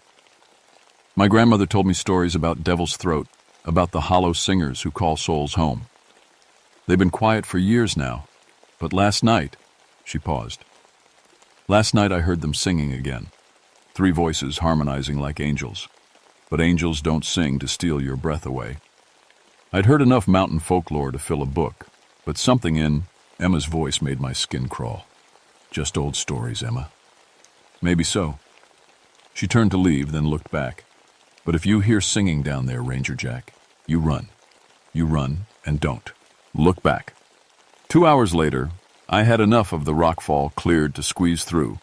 My headlamp cut through the darkness, showing smooth limestone walls that disappeared into black nothing. The air felt wrong, too cold for August, too still, like the cave was holding its breath. I followed standard search protocol, marking my path with chalk arrows every 20 feet. The main tunnel sloped downward for maybe 50 yards before opening into a larger chamber. That's where I found the first sign of the missing students. 3 headlamps sat on a flat rock, still working, casting wild shadows on the cave walls. Beside them lay a coil of climbing rope and a helmet with Jenny written in marker on the side. But no sign of the kids themselves. I keyed my radio. Nothing but static. Radio signals never worked well underground, but this was different. A strange buzzing that almost sounded like whispers. That's when I heard it. Singing. Faint at first, coming from deeper in the cave system. Multiple voices harmonizing, all female, singing something that sounded like a lullaby. The melody was hauntingly beautiful, the kind of sound that made you want to follow it no matter where it led. But Emma's warning echoed in my head. I forced myself to stop and listen carefully. The singing wasn't coming from just one direction. It seemed to echo through the limestone, bouncing off walls and flowing through passages like water. I followed the left tunnel, marking my way. The temperature kept dropping, and soon I could see my breath in the beam of my headlamp. In August. Underground in West Virginia. That wasn't natural. The tunnel opened into a smaller chamber, and that's where I found him. The boy couldn't have been more than 20. He sat with his back against the cave wall, knees drawn up, staring at nothing. His skin had a gray pallor, and frost covered his hair and eyebrows. And I called out, rushing over, "You okay? Can you hear me?" He didn't respond. When I touched his shoulder, his skin felt like ice, but he was breathing. Shallow, slow breaths that came out as white puffs in the frigid air. His eyes were open, but completely dilated, pupils so large I couldn't see any color. Most disturbing of all, he was humming. The same melody I'd been hearing, a soft, wordless tune that seemed to come from deep in his chest. I checked for injuries but found nothing obvious. No bleeding, no broken bones, but his pulse was dangerously slow. Classic signs of severe hypothermia, which made no sense in these conditions. "What's your name?" I asked, shining my light in his face. "Where are your friends?"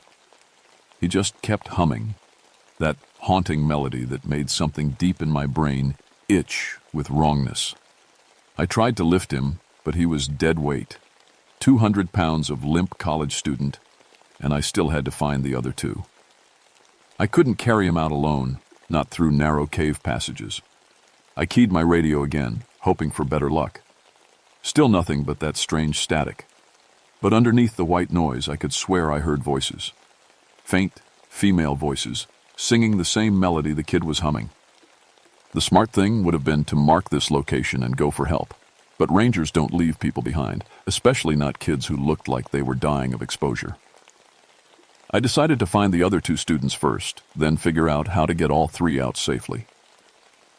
I pulled off my jacket and wrapped it around the humming boy, though it didn't seem to help much. Following the chalk arrows back to the main chamber, I took the right tunnel this time. The singing got louder as I went deeper, no longer faint and distant, but clear and present, like the singers were just around the next bend. The tunnel curved sharply, and my headlamp illuminated something that made me stop cold. Handprints. Dozens of them pressed into the soft limestone walls. But these weren't normal human hands. The fingers were too long, with too many joints, and the palms were narrow and elongated. They covered both walls of the tunnel like some kind of bizarre art installation. I played my light over them carefully. Some looked fresh, the limestone still soft around the edges. Others were old, worn smooth by time and moisture. How old I couldn't guess, but some looked like they'd been there for decades. The singing was coming from just ahead now, clear enough that I could almost make out words. Almost, but not quite. Like listening to a foreign language that sounded familiar but made no sense. I rounded another curve and found the second student. She hung from the ceiling. Not literally hanging. There was no rope, no equipment. She just floated there, 6 feet off the cave floor, arms spread wide like she was being held by invisible hands. Her blonde hair drifted around her face like she was underwater. Her eyes were closed, and she was singing. The same melody, the same haunting harmony, but now I could see it coming from a living person. Her lips moved in perfect sync with the voices I'd been hearing, and frost covered her clothes like she'd been there for hours. "Jenny!" I shouted, because the helmet back in the main chamber had her name on it. "Jenny, can you hear me?" Her eyes opened, completely white. No iris, no pupil, just solid white, like she'd gone blind. But she looked right at me and smiled. Then she spoke in a voice like winter wind through bare trees. "Come closer, Jackson. Come sing with us." I ran. Not proud of it, but 20 years of Vietnam and forest service had taught me to recognize when I was in over my head. A girl floating in midair with white eyes was definitely over my head. I stumbled through the tunnels, following my chalk marks back toward the entrance. My radio crackled with static, and underneath the white noise I could hear them, all three voices now, harmonizing in that awful, beautiful song that made my teeth ache. When I reached the main chamber, I found the humming boy exactly where I'd left him. Still alive, still breathing, still making that soft humming sound. But now there was frost covering the rock around him, spreading outward like ice flowers. I tried the radio one more time. Nothing. Whatever was happening in this cave, I was on my own. The smart thing was to get help. Call in a full rescue team. Maybe some kind of specialist who dealt with whatever the hell this was. But that would take hours, and I had a strong feeling these kids didn't have hours. I was studying my map, trying to figure out if there was another way into the cave system, when I heard footsteps. "Jack, you down there?" Marie Blackburn's voice echoed from the entrance tunnel. She was another ranger, newer than me but good at her job. We'd worked together on cave rescues before. "Down here," I called back. "Bring rope and emergency blankets." She appeared a few minutes later, loaded down with gear. Marie was maybe 30, tough as leather, with short brown hair and calloused hands. She took one look at the humming boy and swore under her breath. "Jesus, Jack. What happened to him?" "I don't know. Found him like this. The other two are deeper in the system." I hesitated. "Marie, have you ever seen anything strange in these caves?" She was checking the boy's pulse, frowning at what she found. Strange how. I couldn't bring myself to tell her about the floating girl or the handprints. It sounded crazy, even in my own head. Just strange. Weird noises, temperature changes. These old limestone caves play tricks on you. Sound bounces around. Cold air gets trapped in pockets. She looked up at me. Why? What did you see down there? Before I could answer, the singing started again. Louder now, clear enough that Marie heard it too. Her head snapped up and she looked toward he deeper tunnels with a puzzled expression. That's beautiful, she said softly. Sounds like a church choir. Marie, we need to get this kid out of here, now. But she wasn't listening. She stood up slowly, her eyes getting that distant look I'd seen on the humming boy's face. The singing got louder, more complex, like more voices were joining the harmony. Marie! She started walking toward the tunnel where I'd found Jenny. I grabbed her arm, but she shook me off with surprising strength. Don't you hear them, Jack? They're calling us home. I pulled out my emergency whistle and blew it as hard as I could. The sharp, piercing sound echoed off the cave walls, and for a moment the singing stopped completely. Marie blinked and looked around in confusion. What? Where was I going? Away from here. We're leaving. Now.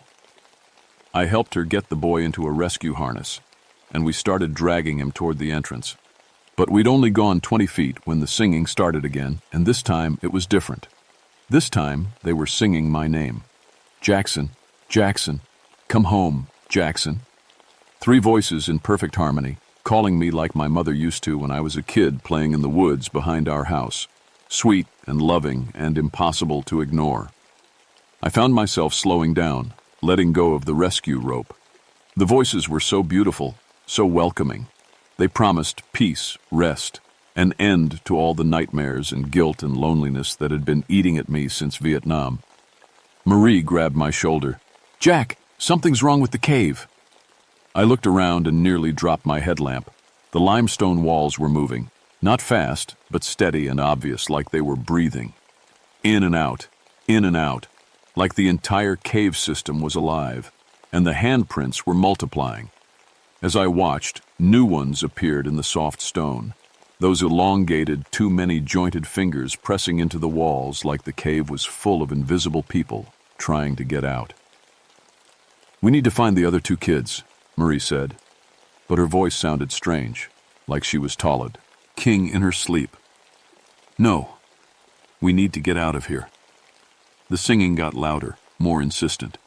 Now I could hear individual words in a language that wasn't English but somehow felt familiar.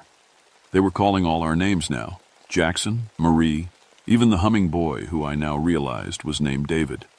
Come home, come sing, come sleep in the stone. Marie let go of the rescue rope and started walking back into the cave. This time when I grabbed her, she fought me, clawing at my hands with her fingernails. Let me go, they need us. Can't you hear them calling? I blew the whistle again, longer and harder. The singing stopped, and Marie collapsed like someone had cut her puppet strings.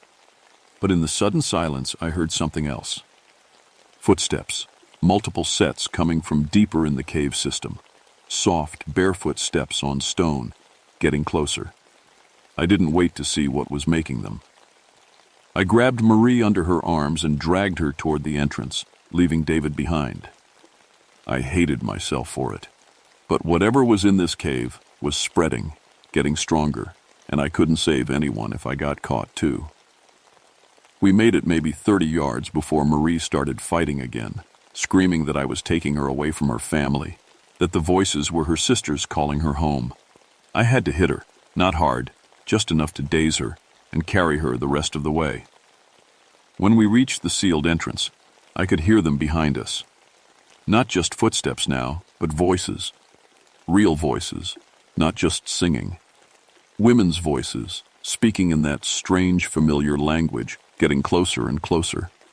I pushed Marie through the gap in the rockfall and squeezed out after her. The moment we hit sunlight, she collapsed again, gasping and shaking like she'd been underwater for too long. What happened? She whispered. Jack? What was that place? I looked back at the cave entrance. The singing. G had stopped, but I could feel something watching us from the darkness beyond the rocks. Something patient and hungry and very, very old. I don't know, I said. But we're not going back. In there alone. 2 hours later, we came back with everything we could carry. Portable lights, more rope, emergency flares, and Marie's idea, a portable air horn loud enough to wake the dead. If noise could break whatever spell those voices cast, we'd have enough noise to level a mountain. We also brought dynamite. Marie thought I was crazy when I suggested it, but I'd seen enough. 3 college kids were dying in that cave, trapped by something that shouldn't exist. If we couldn't get them out, we'd have to force the cave to give them up. The humming boy, David, was worse when we went back in. Ice covered his whole body now, and his humming had gotten quieter, like he was running out of breath. But he was still alive, still trapped in whatever spell held him. We rigged him with ropes and pulleys, set up a system to haul him out fast when the time came. Then we went deeper. The handprints had spread. They covered every surface now, overlapping and intertwining like a mad artist's fever dream. Some were small, child-sized. Others were huge, with fingers that stretched longer than my forearm. All of them had too many joints. "Jack," Marie whispered, playing her light over the walls. "How long has this cave been here?" "Limestone's been here for millions of years, but these tunnels, maybe hundreds of thousands. That's a lot of time for things to die down here." The singing started again as we approached the chamber where I'd found Jenny. But this time it was different. Sadder. More desperate. Like they knew we were coming and didn't want us to see what they'd become. Jenny was still floating in the chamber, but she wasn't alone anymore. 2 other women hung in the air beside her. One wore a dress that might have been white once, but was now stained gray with cave moisture and age. The other wore what looked like a Civil War-era mourning dress, all black lace and buttons, rotted and torn. All 3 had the same white, pupilless eyes. All 3 were singing. But Jenny was changing. Her skin had gone gray like David's, and frost covered her clothes. As I watched, her body began to shimmer, becoming translucent like the other 2. "Jesus Christ," Marie breathed. "What are they?" The women in old dresses turned to look at us. When they opened their mouths to sing, I could see that their teeth were too sharp, too numerous, filling their mouths like a shark's. "Banshees," I said, remembering Emma's words. "The hollow singers. They're turning her into one of them." The 3rd student, a boy named Tommy according to his student ID, sat on the cave floor beneath the floating women. He was conscious, but barely, frost covering his dark hair, humming along with their song. Half of his body had already crystallized, turned to living limestone that still breathed and sang. "Come closer," Jenny said in that winter wind voice. "Come sing with us, Jackson. Come sleep in the stone." I raised the air horn and let it blast. The sound was deafening in the enclosed space, echoing off limestone walls like gunshots. All 3 women screamed, not the beautiful singing anymore, but harsh, angry shrieks that made my ears ring. They dropped out of the air, hitting the cave floor hard. For a moment, they looked almost human again, frightened, confused, vulnerable. "Tommy," Marie shouted, "can you hear me?" The boy's eyes cleared slightly. "Cold," he whispered. "So cold. Can't feel my legs." Marie ran to him while I kept the air horn ready. The banshees were pulling themselves up, their movements jerky and wrong, like broken marionettes. Jenny looked at me with those white eyes, and for just a second, I saw the real girl underneath. Terrified, trapped, begging for help. "Please," she whispered. "I don't want to sing forever." Then the white returned to her eyes, and she opened her mouth in a scream that bypassed my ears and went straight to my soul. The other 2 joined her, and suddenly the cave was full of sound that wasn't quite sound. Something that grabbed my thoughts and tried to drag them into the dark. I saw my dead Vietnam buddies calling me from a rice paddy. I saw Sarah taking the kids and driving away while I did nothing. I saw every failure, every moment of cowardice, every time I'd chosen the bottle over the people who needed me. "You belong with us," the voices sang in my head. You belong in the stone, in the dark, in the cold. Come home, Jackson. Come sing with the hollow singers. My feet started moving without my permission. The air horn fell from my hands, clattering on the stone floor. Behind me, I could hear Marie calling my name, but it sounded distant and unimportant. The banshees were beautiful now, floating again, their arms open to welcome me. Jenny smiled, and her face was kind and loving and peaceful. The other two beckoned with those elongated fingers, promising rest and silence and an end to all pain. I was 3 steps away when the explosion started. Marie had triggered the dynamite charges we'd set in the main tunnel. The cave shook, limestone dust raining from the ceiling. The banshee's song faltered, and for a moment I could think clearly again. "Marie!" I shouted. "Get Tommy and run!" She was already moving, dragging the semi-crystallized boy toward the tunnel. I grabbed the air horn and blasted it again, keeping the banshees confused and angry while Marie got Tommy to safety. But the explosions had done more than we'd planned. Cracks appeared in the chamber walls, spreading like spider webs. The ceiling sagged, and chunks of limestone began falling. The banshees rose into the air again, their faces twisted with rage. They sang together, all 3 voices focused on me like a weapon. I felt my blood begin to crystallize in my veins, ice spreading from my heart toward my extremities. "You cannot leave," Jenny said, her voice echoing from everywhere at once. "You've seen us. You know our song. You belong to the Hollow now." More explosions. The cave system was collapsing, sealing itself shut.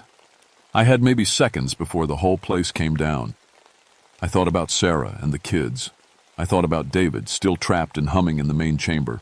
I thought about all the people who would come looking for us if we didn't make it out. Then I did something I'd never been able to do in Vietnam. I chose anger over fear. "Go to hell," I said, and triggered the last dynamite charge. The cave collapsed in sections, starting from the deep chambers and working outward. I rode the explosion wave through falling limestone and choking dust, following the chalk arrows Marie and I had left, racing the rockfall that wanted to bury me with the banshees. I found Marie in the main chamber, trying to drag both David and Tommy toward the entrance. The humming boy was worse. His whole body crystallized now, but still breathing, still alive somehow. Tommy was conscious but couldn't walk, the limestone still creeping up his legs. We got them out just as the main chamber ceiling fell in. Tons of rock sealed Devil's Throat Cave forever, cutting off that horrible singing that had been growing louder and more desperate as we escaped. The rescue helicopters found us an hour later. David never woke up. He died 3 days later in the hospital, his body temperature never rising above 90 degrees despite every effort to warm him. The doctors called it impossible, but he was gone. Tommy survived, though half his left leg had to be amputated. The limestone had somehow fused with his bone, and it was still growing when they cut it off. He doesn't remember much about the cave, just singing and cold and 3 women who wanted him to stay forever. Jenny was never found. The search teams dug for weeks, but there was no trace of her body in the collapsed tunnel. As sometimes I wonder if she's still down there, crystallized in some deep chamber, singing her lonely song to the dark. I wrote up a report about structural instability and cave-in danger. Marie backed me up. We agreed that some stories are too crazy for official records, especially when there's no proof left to find. But the Park Service sealed off every cave in a 20-mile radius. Geological instability, they said, public safety concern. They didn't ask too many questions about why we'd used enough dynamite to level a small building. I couldn't sleep for months after Devil's Throat. Every quiet moment I'd hear that singing, 3 voices harmonizing, calling my name, promising peace in the cold and dark. I'd wake up humming sometimes, that same melody that had trapped David. The drinking got worse before it got better. But eventually I realized something. I'd been to the dark place, the hollow where lost souls go to sing forever, and I'd chosen to come back. For the first time since Vietnam, I'd fought for something instead of running away. I quit the booze, called Sarah, tried to explain without sounding crazy why I wanted to see the kids again. She hung up on me the first 3 times, but eventually she listened. We're not back together, too much damage for that, but I see Jenny and Michael every other weekend now. I transferred to a desert station in Arizona 6 months later. No caves there, just sunshine and dry air and blessed silence. But I left detailed notes hidden in my old ranger station, sealed in an envelope marked, "For the next guy who hears singing in Devil's Throat," because I know they're still down there. The hollow singers, the banshees, whatever you want to call them, waiting in chambers too deep for dynamite to reach, singing their patient songs to the limestone walls. And sometimes, when thunderstorms roll through these Arizona mountains and the wind howls just right through the canyons, I swear I can still hear them. 3 voices calling my name across 1,000 miles, harmonizing like angels, promising that someday I'll come home to sing with them forever. I keep an air horn in my truck now, just in case. Some caves should stay sealed. Some songs should never be heard. And if you're ever spelunking in the Appalachian Mountains and you hear beautiful singing echoing from the deep places, do what I should have done from the start. Run. And don't look back.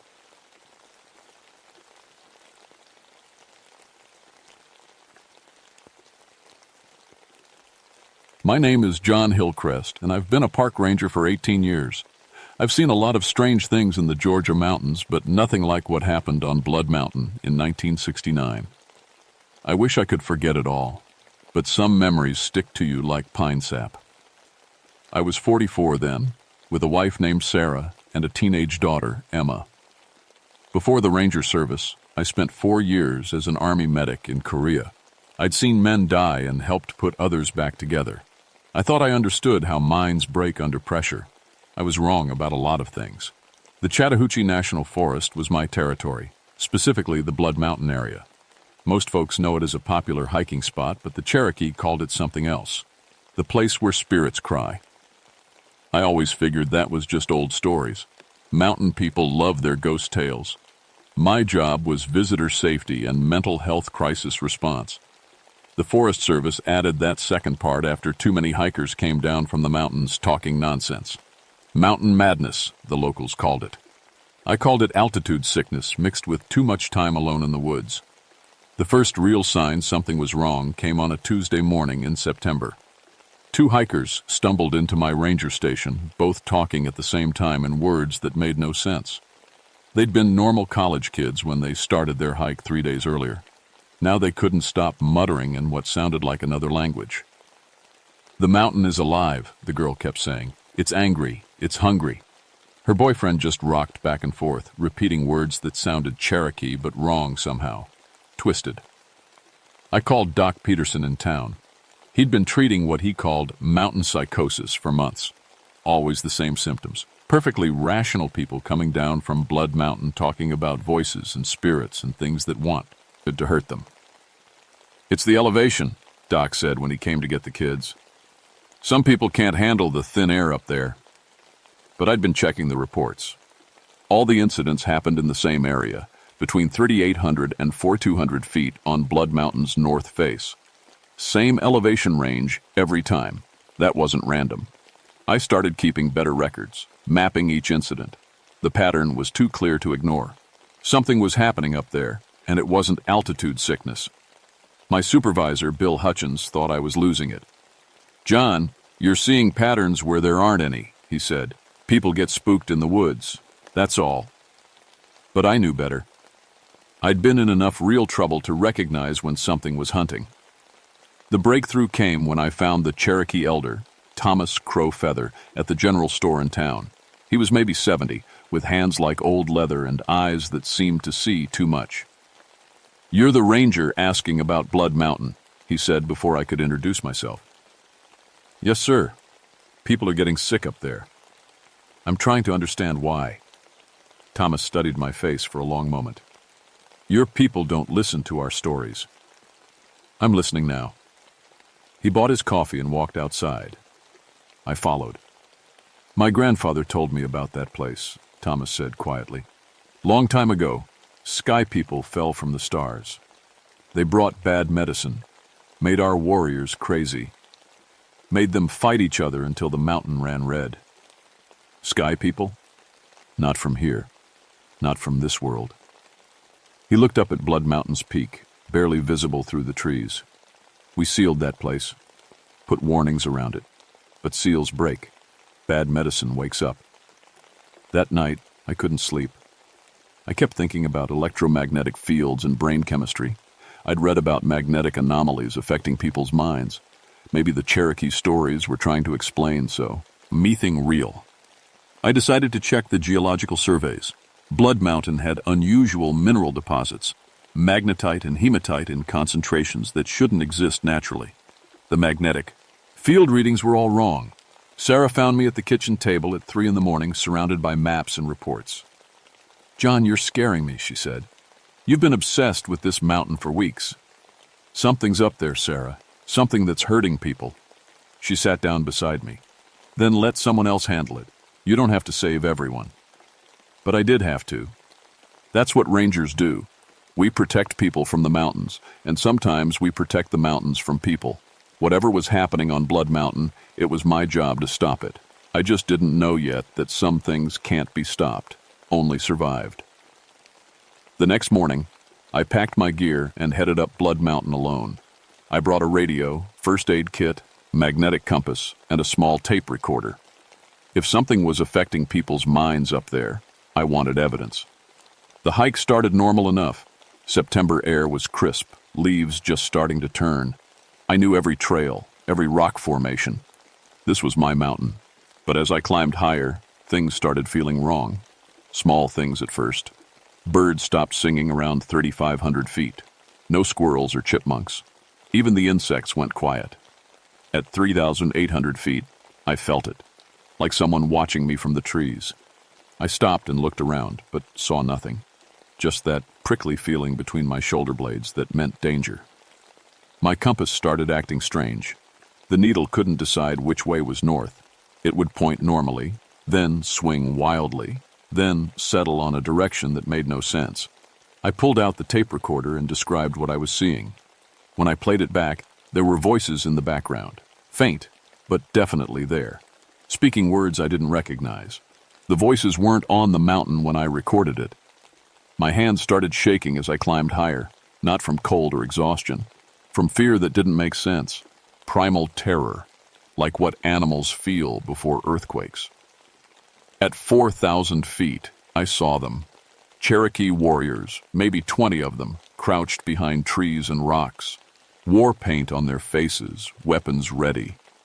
But they were transparent, like looking at people through smoke. They weren't looking at me. They were staring at something else. Something above me on the mountain. I followed their gaze and nearly dropped my radio. 3 figures stood on a rocky outcrop 50 yards up the slope. They looked human at first glance, but wrong in ways that made my brain hurt. Too tall, arms too long, skin that seemed to shift and crawl in the sunlight. One of them turned toward me, and I saw its face, or where its face should have been. Just smooth skin with holes that might have been eyes. The Cherokee warriors attacked. I watched dead men fight impossible enemies in complete silence. No war cries, no clash of weapons, just ghostly figures moving through each other like mist. Then the vision ended, and I was alone on the mountain again. I ran. I'm not proud of it, but I ran down that mountain like something was chasing me. Maybe something was. Back at the station, I called Dr. Rachel Stormwind at the medical college in Atlanta. She specialized in neurology and had written papers about environmental factors affecting brain function. "I need you to come up here," I told her. "Something's happening that doesn't make medical sense." "What kind of something?"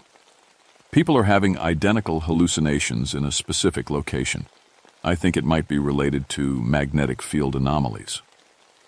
Rachel was quiet for a moment. "That's actually possible. Strong electromagnetic fields can trigger temporal lobe seizures, cause hallucinations. I'll drive up tomorrow." That night, I had the dream for the first time. I was standing in a cave deep inside Blood Mountain. The walls were covered with symbols that hurt yet to look at. In the center of the cave, something made of crystal and metal hummed with dark energy. When I woke up, I could still hear the humming. Dr. Stormwind arrived the next morning, with equipment I'd never seen before. EEG machines, electromagnetic field detectors, and recording devices that looked like they belonged in a science fiction movie. If there's something up there affecting brain chemistry, We'll find it, she said. Rachel was maybe 35, with short brown hair and the kind of intense focus that made me think of bomb disposal experts. She approached everything like a puzzle that could be solved. We hiked up together, Rachel taking readings every 100 feet. The electromagnetic measurements went crazy at exactly 3,800 feet. "This is impossible," she muttered, checking her instruments. "These readings would require a magnetic source the size of a building." That's when we both saw the Cherokee warriors again. This time, Rachel saw them too. "John," she whispered, grabbing my arm, "are you seeing what I'm seeing?" The battle played out again, exactly like before. Warriors attacking the tall, wrong figures, fighting in perfect silence while the mountain watched. When it ended, Rachel was staring at her EEG readout. "Your brain activity just spiked in ways that should have caused a seizure, but you were completely conscious." What does that mean? It means whatever's up here isn't just causing hallucinations. It's showing us something that really happened. We kept climbing. At 4,100 feet, we found the cave from my dream. It was hidden behind a rockfall that looked natural but wasn't. Someone had arranged those stones to block the entrance, recently. "The Cherokee sealed this place," I said, remembering Thomas Crow Feather's words. "Sealed what?" I moved some of the smaller rocks and shined my flashlight inside. The beam revealed a passage that went deep into the mountain, and from somewhere in that darkness came the humming I'd heard in my dreams. "Rachel, I think we should go back." But she was already unpacking more equipment. "John, this could be the scientific discovery of the century. We have to investigate." Looking back, I should have stopped her right there. Should have grabbed her and run back down the mountain. But I was curious too, and curiosity has killed more than just cats.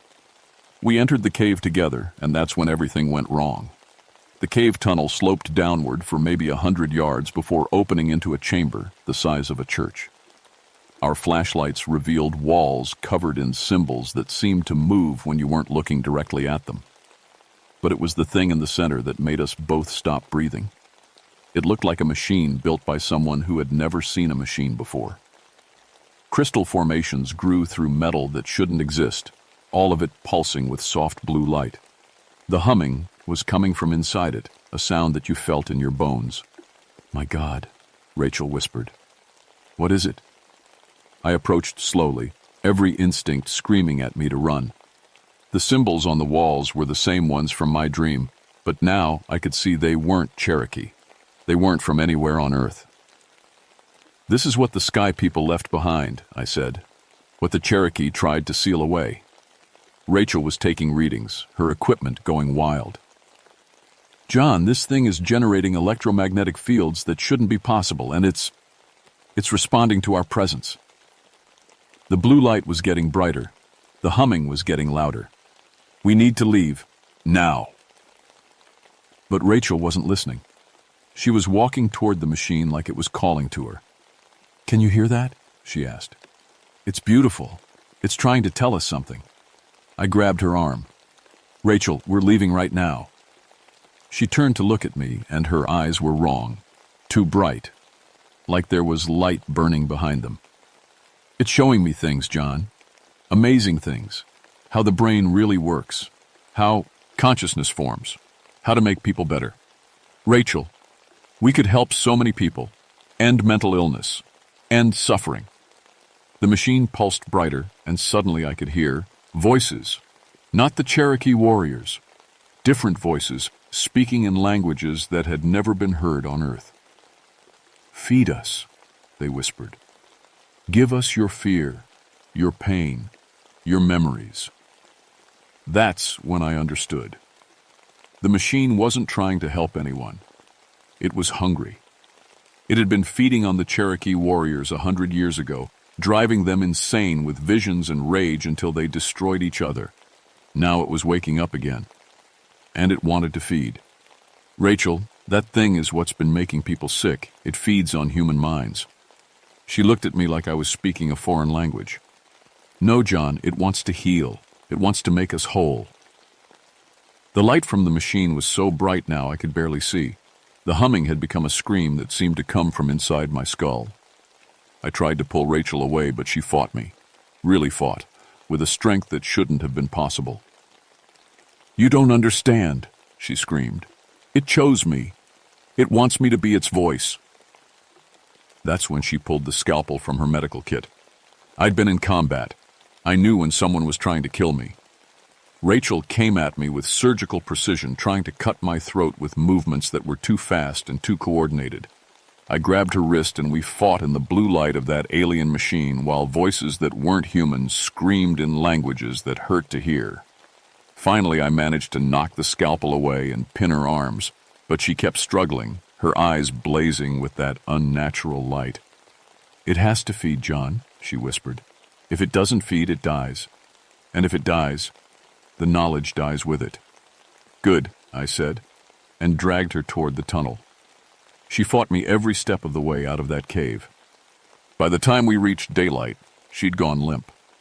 Unconscious or exhausted, I couldn't tell. I carried her down the mountain and radioed for help. Within an hour, 3 Blatte, like helicopters, landed near my ranger station. Men in suits got out, not Park Service, not local police. Federal agents with badges I didn't recognize. "Ranger Hillcrest," one of them said. "We understand you've had an encounter on Blood Mountain." "How did you know?" "We've been monitoring the area. There have been incidents before." They took Rachel away on a stretcher. When I asked where they were taking her, they told me it was classified. "What about the machine in the cave?" "What machine?" the agent asked, but his eyes said he knew exactly what I was talking about. That night, I watched from my cabin as more helicopters landed on Blood Mountain. Bright lights swept across the peak until dawn. When morning came, the helicopters were gone. I hiked back up to the cave. The entrance was sealed with concrete and steel. A sign warned of unstable geology and dangerous gases. But I could still hear the humming. The official story came out a week later. Gas leak on Blood Mountain had caused hallucinations in several hikers. The area was closed indefinitely for environmental cleanup. Dr. Rachel Stormwind had been transferred to a government research facility for her own safety. I was told she was recovering well, but couldn't have visitors. The federal agents visited me twice. They offered me money to forget what I'd seen. When I refused, they offered me threats. "Ranger Hillcrest," Agent Morrison said during his second visit, "there are national security implications to what happened on that mountain. People who talk about classified incidents sometimes have accidents. You can't cover up something that's killing people. We're not covering it up, we're containing it. By sealing it in a cave? That thing has been buried before. It woke up again." Morrison's smile was cold. "Technology has improved since the Cherokee tried to contain it. We have better solutions now," but I could tell he was lying. The machine was still active. I could feel it pulling at my thoughts every night, showing me visions of the cave and the symbols on the walls.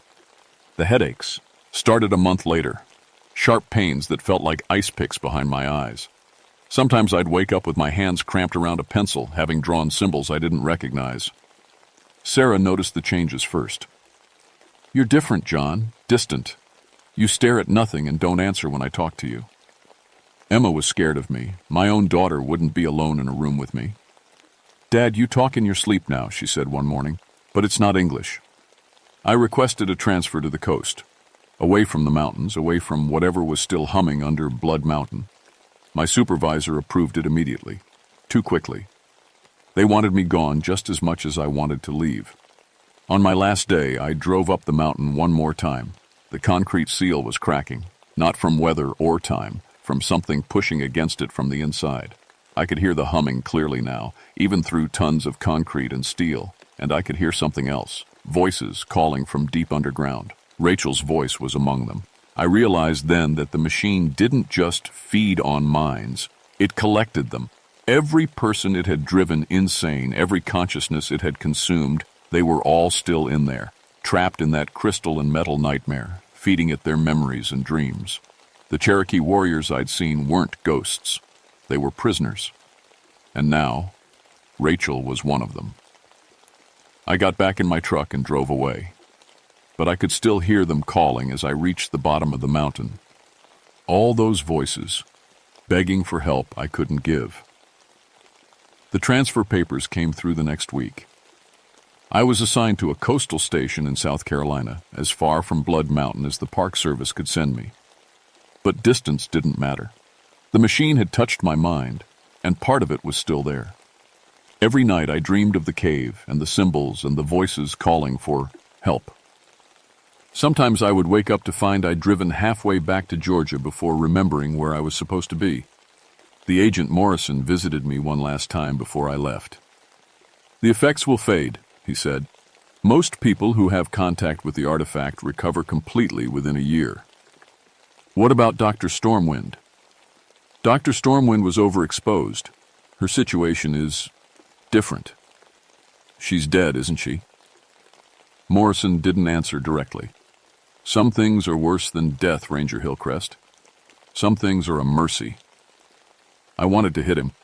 I wanted to grab him by the throat and demand answers. But I was tired, and my head hurt, and all I wanted was to get away from the mountains. As I drove toward my new life, I could see Blood Mountain in my rearview mirror. Even from 20 miles away, I swear I could see lights moving around the peak.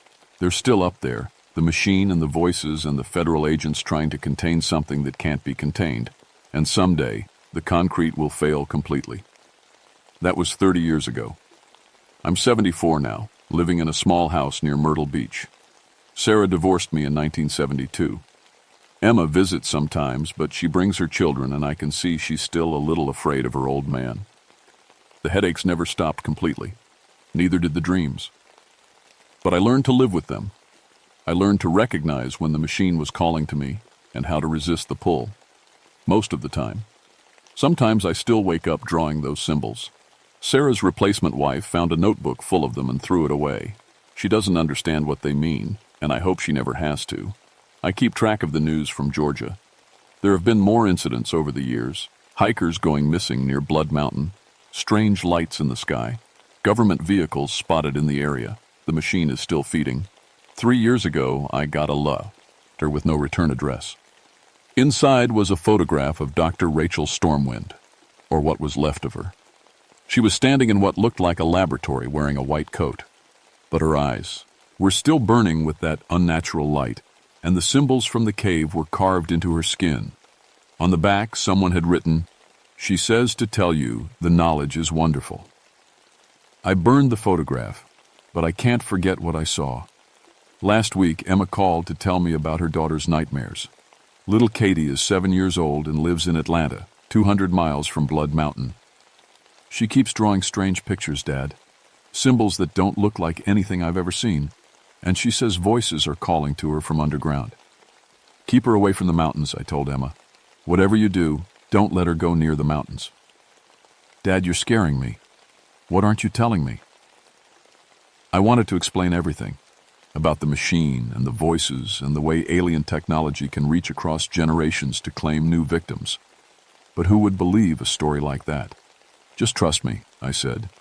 "Keep her away from the mountains." After I hung up, I sat on my porch and watched the sunset over the ocean. Salt air and seagulls and the sound of waves on sand, as far from Blood Mountain as I could get. But I can still hear the humming sometimes, when the wind is right and the night is quiet. And I know that somewhere in Georgia, federal agents are still trying to contain something that should never have been disturbed. The Cherokee were right to seal that place. They understood that some knowledge comes with a price too high to pay. But we didn't listen to their warnings. We never do. And now the machine is awake, and it's hungry, and it's calling to a new generation of victims. People like my granddaughter, who draws symbols she's never seen and hears voices that aren't there. The concrete will fail eventually. It always does. And when it happens, the thing under Blood Mountain will be ready. It's been patient for 100 years. It can wait a little longer, but not much longer. Sometimes on nights when the headaches are bad and the dreams are vivid, I think about driving back to Georgia, about finding that cave and trying to destroy the machine once and for all. But I'm old now and tired, and I know it would kill me. Maybe that would be enough. Maybe my death would feed it enough to keep it quiet for another generation. But probably not. Some hungers can never be satisfied, and some machines never stop humming.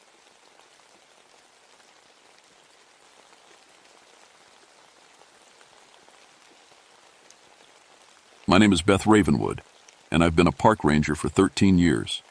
I thought I'd seen everything these mountains could throw at me. I was wrong. It was October 15th, 1981, when the call came in.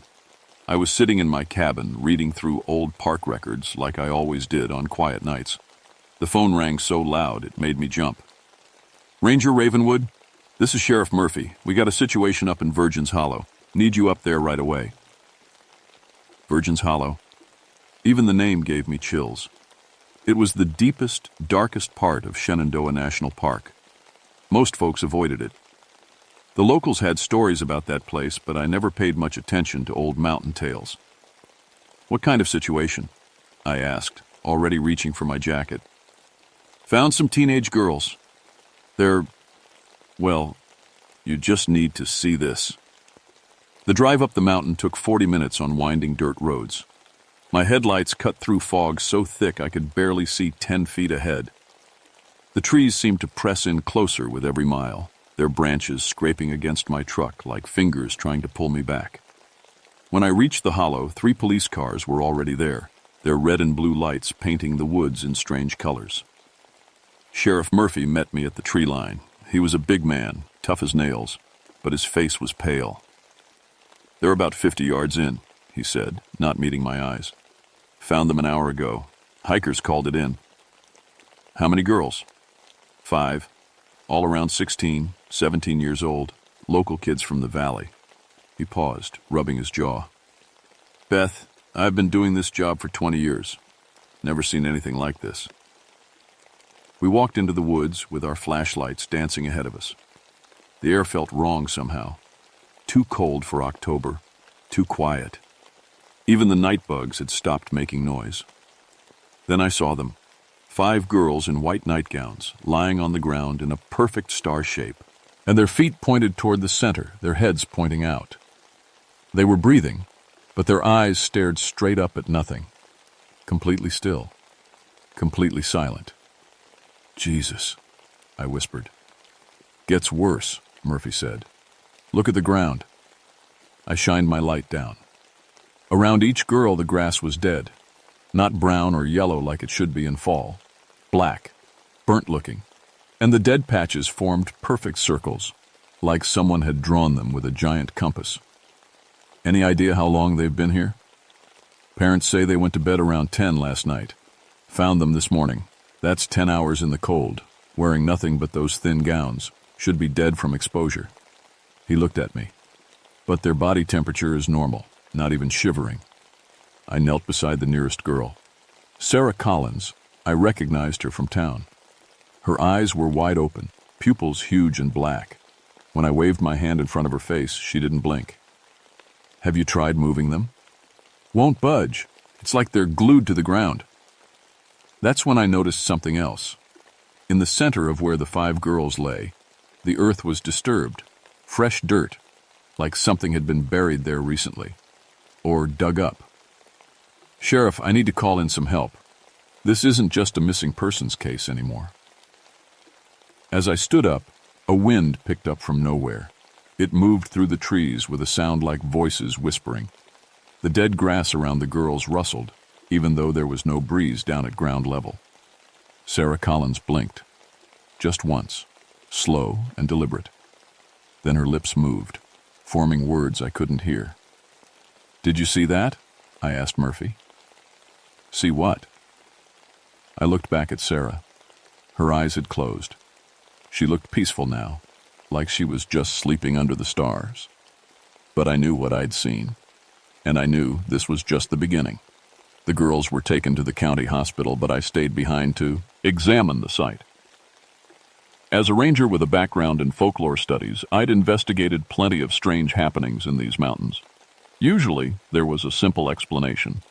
Usually. I set up camp lights around the area and started taking photos. Every single picture came out wrong. The film showed dark shapes that weren't there when I took the shots, shadows that moved between frames. In one photo, there were 6 girls instead of 5. By morning, I had a theory forming. Virgin's Hollow got its name from local history. Back in 1692, when the witch trials were happening up in Salem, this area had its own panic. 7 women were accused of witchcraft and burned alive right here in this hollow. The records called them the Virgin's Hollow 7 because most were young and unmarried. I was starting to think those old stories might be more than just mountain folklore. The call from the hospital came at 6 a.m. "Ranger Ravenwood? The girls are awake. You might want to get down here." Dr. Martinez met me in the lobby. She looked like she hadn't slept. They woke up around dawn, all at the same time, started speaking in unison, same words, same tone. Then they just stopped. What did they say? That's the strange part. We recorded it, had Professor Williams from the college listen. He says it's Middle English, from the 1600s. She led me to the girls' room. All 5 were sitting up in their beds, staring at the window. They looked normal now, just tired. But when I walked in, they all turned to look at me at the exact same time. "You were there," said Sarah Collins, her voice flat and strange. "In the hollow." "Yes, I was there. How are you feeling?" "We remember everything," said another girl, Emma Price. "We remember the fire, the screaming, the men with their torches and their prayers." My skin went cold. "What fire?" The 5 girls spoke together, their voices mixing like a choir. "They burned us for healing the sick, for helping women birth their babies, for knowing which herbs could ease pain. They called us witches, and they burned us alive." Dr. Martinez grabbed my arm. "They've been saying things like this all morning, talking about events from 300 years ago like they lived through them." "We did live through them," said Sarah, her eyes never leaving mine. "We died through them too. But death is not the end in Virgin's Hollow." "What do you want?" I asked. All 5 girls smiled at the same time. It was the most terrifying thing I'd ever seen. "Justice," they said together. "The descendants of our murderers still live in this valley. Their blood will pay for their ancestors' crimes." That's when the lights went out. In the darkness, I heard the girls laughing. Not the happy laughter of teenagers, but something older, deeper, full of centuries of hate. When the emergency lighting came on, the beds were empty. All 5 girls were gone.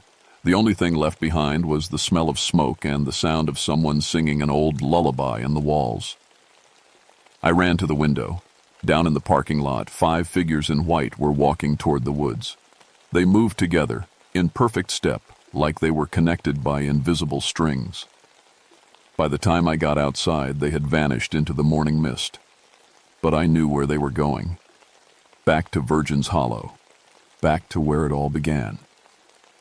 I called my old professor, Dr. Cornelius Grimm, who taught folklore at the State University. If anyone would know how to handle this, it would be him. "Beth," he said when I finished explaining, "you're dealing with something very dangerous. Spirits who died violently can imprint themselves on a location. If what you're describing is real, those girls have become vessels for the executed women. How do we stop it? You might not be able to. If these spirits want revenge, they'll take it. The question is whether you want to be standing in their way when they do. But I couldn't just let this happen. Those were real girls, Whit. It's real families who loved them. Whatever was controlling them, I had to find a way to break it." I packed my gear and headed back to Virgin's Hollow. This time, I was going in prepared. This time, I was going in to fight. I reached Virgin's Hollow just as the sun was setting. The place felt different now, charged with energy that made my skin crawl. The air tasted of smoke and old blood. The girls were there, standing in the same star pattern where I'd found them. But they weren't lying down anymore. They were upright, swaying slightly, their arms raised toward the darkening sky. They were chanting in that old language, their voices weaving together like a spell. I stayed hidden in the trees, watching. Every few minutes, animals would emerge from the forest. Deer, rabbits, even a black bear. They would walk right up to the girls, then collapse. dead. The girls would reach down and touch each animal, and a faint light would flow from the bodies into their hands. They were gathering power. But for what?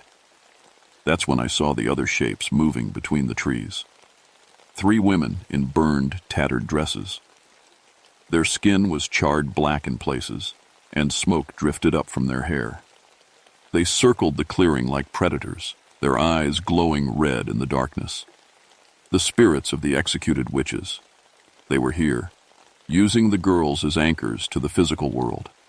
One of them looked directly at me, even though I was hidden behind thick bushes. She smiled, showing teeth black as coal. "Come out, Ranger," she called, her voice like wind through dry leaves. "You cannot hide from the dead." I had no choice. I stepped into the clearing, my hand on the iron cross Dr. Grimm had given me. Iron was supposed to protect against evil spirits. "Let the girls go," I said, trying to keep my voice steady. "They're innocent." The witch laughed. "Innocent? Like we were innocent? Like the children we delivered were innocent? Like the women we saved from dying in childbirth were innocent?" The 5 girls turned to look at me, but their eyes weren't their own anymore. They glowed, with the same red light as the spirits. "The descendants of Judge Blackwood still live in the valley," said Sarah's voice, but it wasn't Sarah speaking. "The children of Reverend Thorne preach in his church. The blood of Constable Wade flows in new veins." "They didn't kill you," I said. "Their ancestors did, 300 years ago." "Blood calls to blood," said another spirit. "Sin passes from father to son. They will pay for their father's crimes." The temperature dropped 20 degrees in seconds. Frost began forming on the grass around my feet. The girls raised their hands higher, and I could see light gathering in their palms. Red light, angry and hot. That's when the attack came. Animals poured out of the forest. Not normal animals. Their eyes glowed red like the spirits, and they moved wrong, too fast and too quiet. Wolves with mouths full of too many teeth. Ravens with wingspans like eagles. Snakes thick as my arm, moving through the air like they were swimming. I ran. Behind me I could hear the girls laughing and the witches singing. The sound followed me through the trees, getting louder instead of fainter. No matter how fast I ran, they were keeping up. A wolf landed on my back, knocking me to the ground. Its claws raked across my shoulders as I rolled away. I grabbed a fallen branch and swung it like a club, but the wolf just dissolved into smoke and reformed behind me. More animals surrounded me. I pulled out the iron cross and held it up like a shield. The creatures hissed and backed away, but they didn't leave. They formed a circle around me, waiting. That's when I heard the car engine.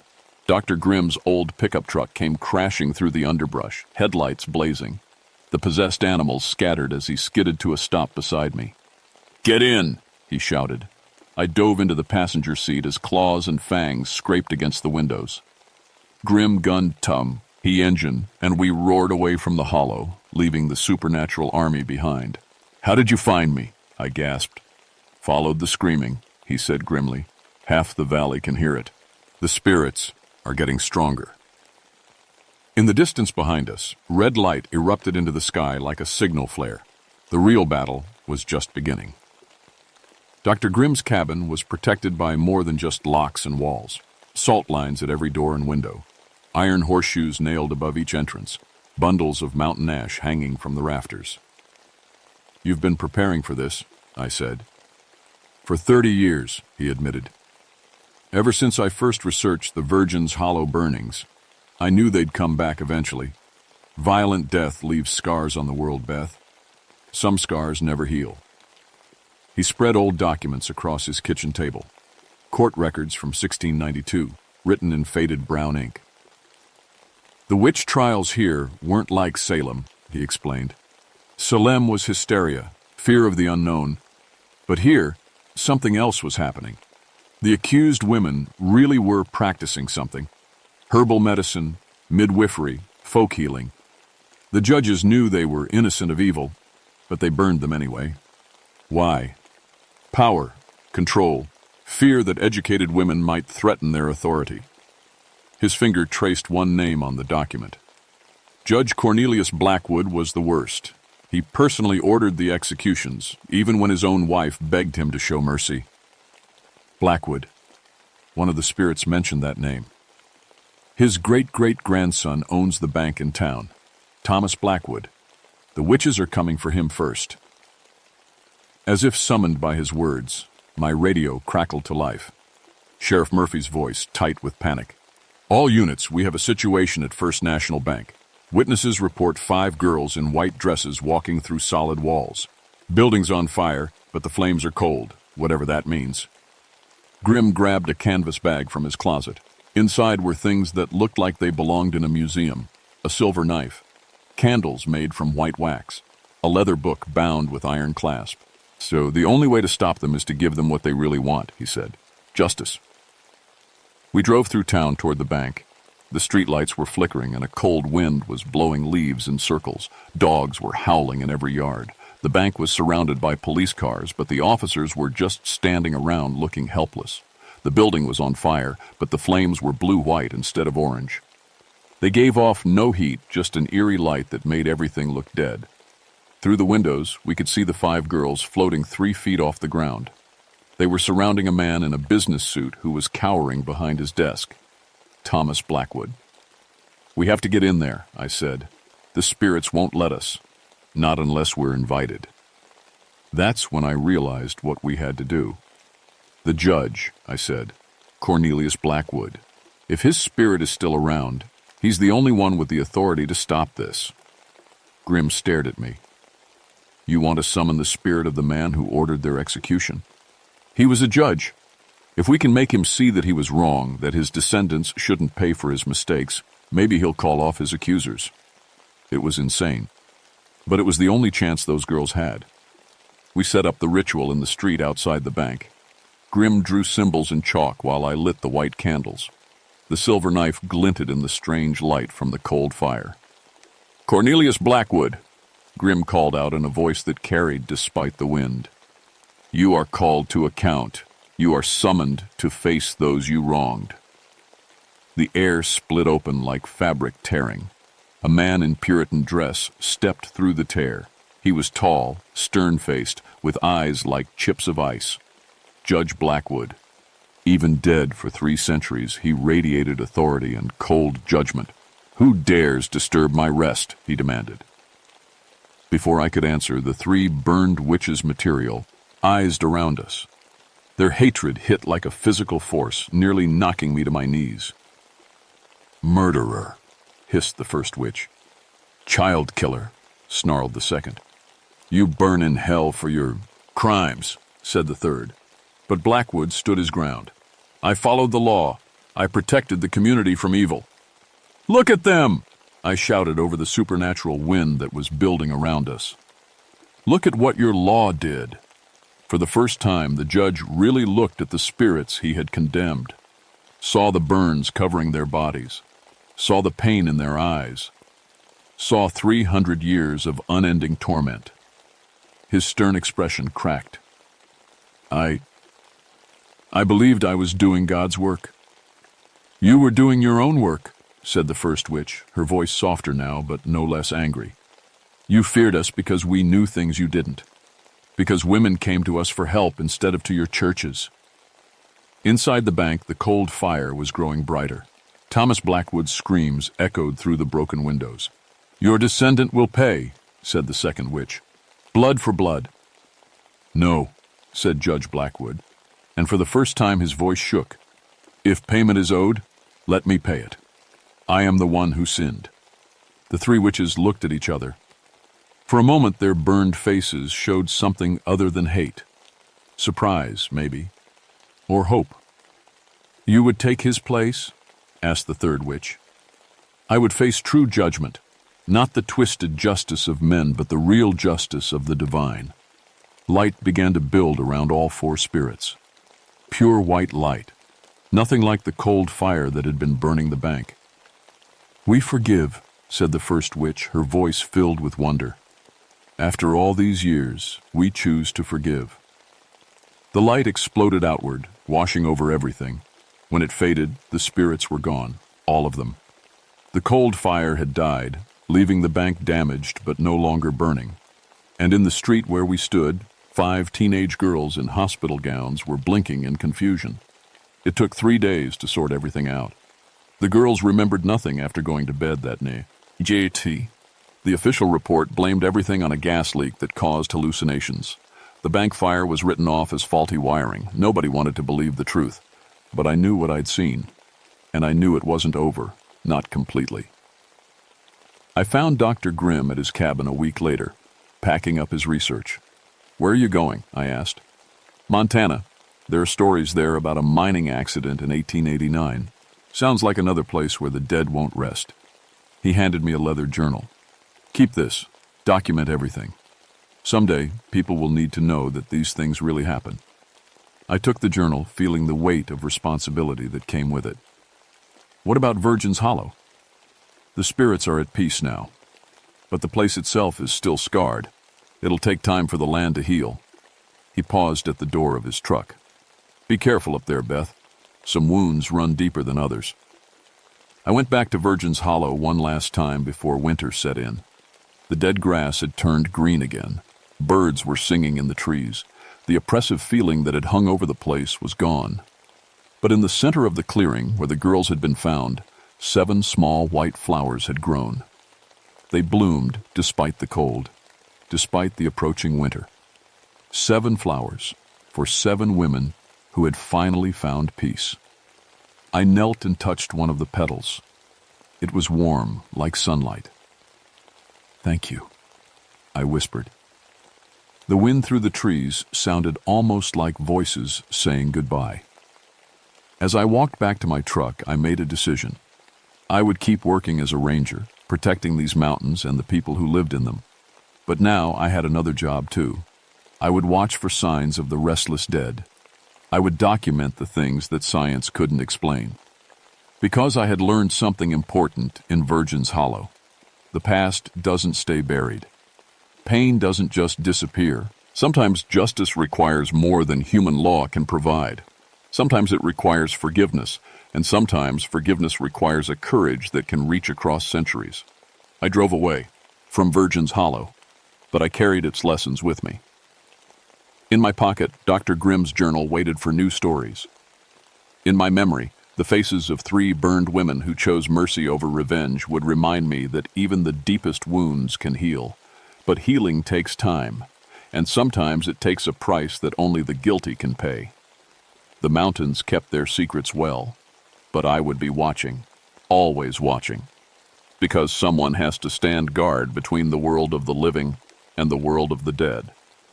Someone has to make sure that when the past comes calling, justice gets served.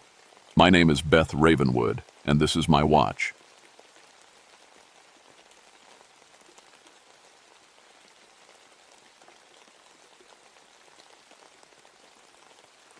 My name is Robert Thornfield, but everyone calls me Bob. I've been a park ranger in the Pocono Mountains for 20 years now, and I thought I'd seen everything these ancient hills could throw at me. Black bears, timber rattlers, the occasional lost hiker. Nothing I couldn't handle. My specialty was snakes. I'd written 3 papers on venomous species in Pennsylvania. I knew every serpent in these mountains, and the biggest any of them got was maybe 6 feet. I was 45 years old that autumn of 1963, living alone in a cabin near the ranger station. My wife Sarah had passed 5 years earlier, and my daughter Emma was away at college in Pittsburgh. The solitude suited me fine, just me, the mountains, and my work. It was October when things started going wrong. The first call came from Jim Peterson's farm, about 3 miles from my station. Jim raised cattle on land his family had owned for 4 generations. He knew his animals, and he knew trouble when he saw it. "Bob, you need to get up here," his voice cracked over the radio. "Something killed 2 of my cows last night, but this ain't like anything I've seen before." I drove up in my truck expecting to find bear tracks or maybe evidence of wild dogs. What I found made my stomach turn. The cows were lying in the field, completely drained of blood. Not torn apart like a bear would do, not eaten, just empty. And the wounds, 2 massive puncture marks on each animal spaced about 8 inches apart. The holes were as thick as my thumb. "What kind of snake does that?" Jim asked, his face pale. "None that I know of," I said, kneeling by the nearest cow. The grass around the body was flattened in a strange pattern, like something very large had coiled there. The biggest rattler in Pennsylvania couldn't make marks like these. Over the next week, 3 more farms reported the same thing. Dead livestock, drained compa, literally those same impossible puncture wounds. The local papers started running stories. People were scared. I started spending my nights in the mountains trying to find tracks, any evidence of what was doing this. On the 5th night, I found something that made my blood run cold. Caught on a low branch near one of the attack sites was a piece of shed snake skin. I'd seen thousands of snake sheds in my career. This one was different. It was thick as leather, covered in scales the size of $50, and it was enormous. I followed the branch down to the ground, then kept following. The skin went on, stretched out along the forest floor. I paced it out with my flashlight. 30 feet long, 3 feet wide at its thickest point. My hands were shaking as I radioed back to the station. "This can't be right," I muttered. "No snake gets this big, not in Pennsylvania, not anywhere." But there it was, coiled in my evidence bag, proof of something that shouldn't exist. The next morning I sent samples to a friend at Penn State, Dr. Melissa Scalehart. She was the best herpetologist I knew. If anyone could identify this, she could. Her call came back 3 days later. "Bob, where did you get this sample?" Her voice sounded strange, excited and frightened at the same time. "Found it in the mountains. Why?" "The protein structures in this venom. They're wrong. They don't match any known snake species. And there's something else." She paused. "There are DNA markers in here that look prehistoric, like Ice Age prehistoric." "That's impossible." "I know. But the evidence doesn't lie." Dr. Scalehart arrived 2 days later with a van full of equipment. She was younger than me, maybe 35, with sharp eyes that missed nothing. We set up a research station in my cabin. "I've been reading the local folklore," she said, spreading old papers across my kitchen table. "The Pennsylvania Dutch who settled here had legends about something they called der große Schlange, the great serpent. They said it lived in the mountains and only came out when the mountain was threatened." "Fairy tales," I said. "Maybe, but fairy tales usually start with something real." She pointed to a passage in an old journal. "This diary from 1847 describes an attack exactly like what you're seeing now, then nothing for over 100 years. That night we set up seismic equipment throughout the mountain range. If something that large was moving through the area, the ground should register it. The readings we got back made no sense. There was movement, all right, but it was coming from underground, a network of tunnels that stretched for miles beneath the mountains, all connecting to a central point deep in the oldest part of the range. Could be old mine shafts, I suggested. "These formations are natural," Melissa said, studying the data. "And something's been using them recently. We decided to track the pattern of attacks. Every incident happened during a full moon. Every victim was found within 50 miles of a specific area, a section of forest near an old rock formation the locals called Devil's Backbone. On the next full moon, we set up cameras throughout that area, motion-activated, night vision, the works. Then we waited in my truck, parked on a ridge overlooking the forest. Around midnight, my radio crackled. It was Tom Hudson, a farmer whose land bordered the forest. "Something's in my barn. Jesus Christ, Bob, you need to hear this."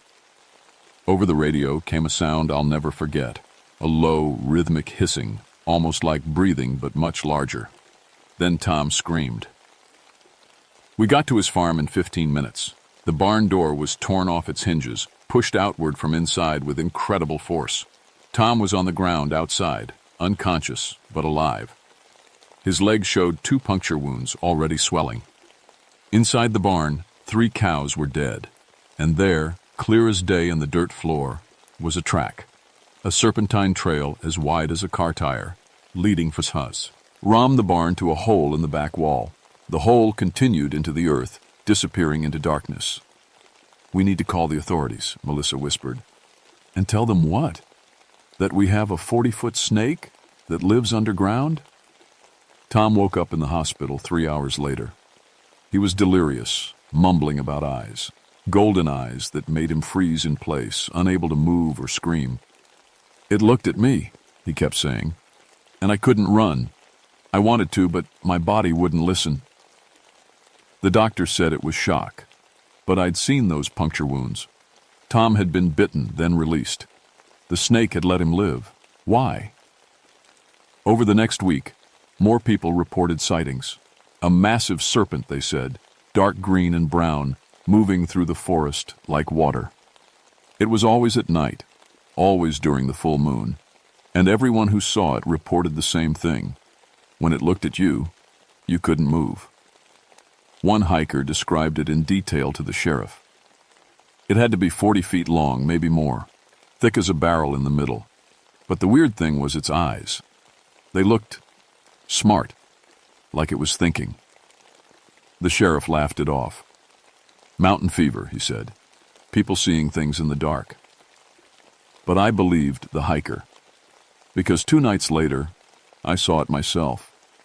I was alone, checking one of our cameras near Devil's Backbone. Melissa was back at the cabin, analyzing venom samples. The moon was full and bright, turning the forest silver. That's when I heard it. A sound like leather sliding over stone, slow and deliberate. I froze, hand on my flashlight. Through the trees, I saw movement, something massive, dark, coiling between the trunks. I raised my binoculars with shaking hands. The serpent was real. It moved like liquid shadow, its body as thick as an oil drum, scales gleaming in the moonlight. I watched it push a full-grown oak tree aside like it was nothing, the trunk bending, under its weight. The creature was at least 40 feet long, maybe more. Its head was enormous, triangular and flat, with a ridge of horns running from its snout to its neck. Then it stopped. Its head turned, slowly, deliberately, toward me. Our eyes met. The world seemed to stop. Those eyes, golden, slit-pupiled, ancient, locked onto mine. And suddenly, I couldn't move. My muscles went rigid. My breath caught in my throat. It wasn't fear that paralyzed me. It was something else. Something in those eyes that reached into my brain and flipped a switch. The serpent's head swayed slightly, side to side, studying me. Its tongue flicked out, tasting the air. Then, impossibly, it seemed to nod. Just once. A slow, deliberate movement. And it turned away, disappearing into the forest like smoke. The paralysis broke. I fell to my knees, gasping, my whole body shaking. The whole encounter had lasted maybe 30 seconds, but it felt like hours. I stumbled back to my truck and drove straight to the cabin. Melissa took one look at my face and knew. "You saw it." I could only nod. That night, we reviewed footage from all our cameras. One of them, positioned near a creek, had captured something incredible. The serpent was there, clear as day, approaching the water. But then it did something no normal snake could do. It looked directly at the camera. Then it moved behind a tree, and when it emerged on the other side, its coloration had changed completely, matching the bark and shadows perfectly. We watched it shift colors 3 more times in the footage, blending seamlessly with its surroundings. "Camouflage," Melissa breathed. "Like a chameleon. But no snake species on Earth can do this." "It's not from Earth," I said. "Or at least not from this time." The attacks escalated. We found a hiker named David Chen 3 days later, wrapped in coils at the base of a cliff. He was alive, barely, but his eyes were open, tracking our movements even though he couldn't speak. The paramedics said he'd been bitten with some kind of venom they'd never seen. It paralyzed him completely, but kept his heart beating, his brain functioning. He was aware of everything happening to him, but couldn't move or communicate. "How long has he been like this?" I asked. The doctor checked his core temperature and hydration. "Based on these readings, 3, maybe 4 days. 4 days.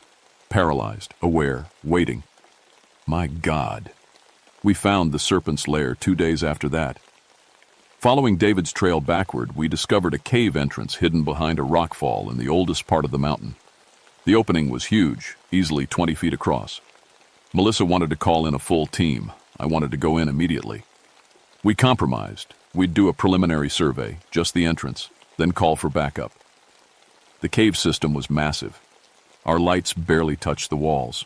The floor showed clear evidence of the serpent's passage, smooth tracks in the dirt, scales caught on rocks. And something else.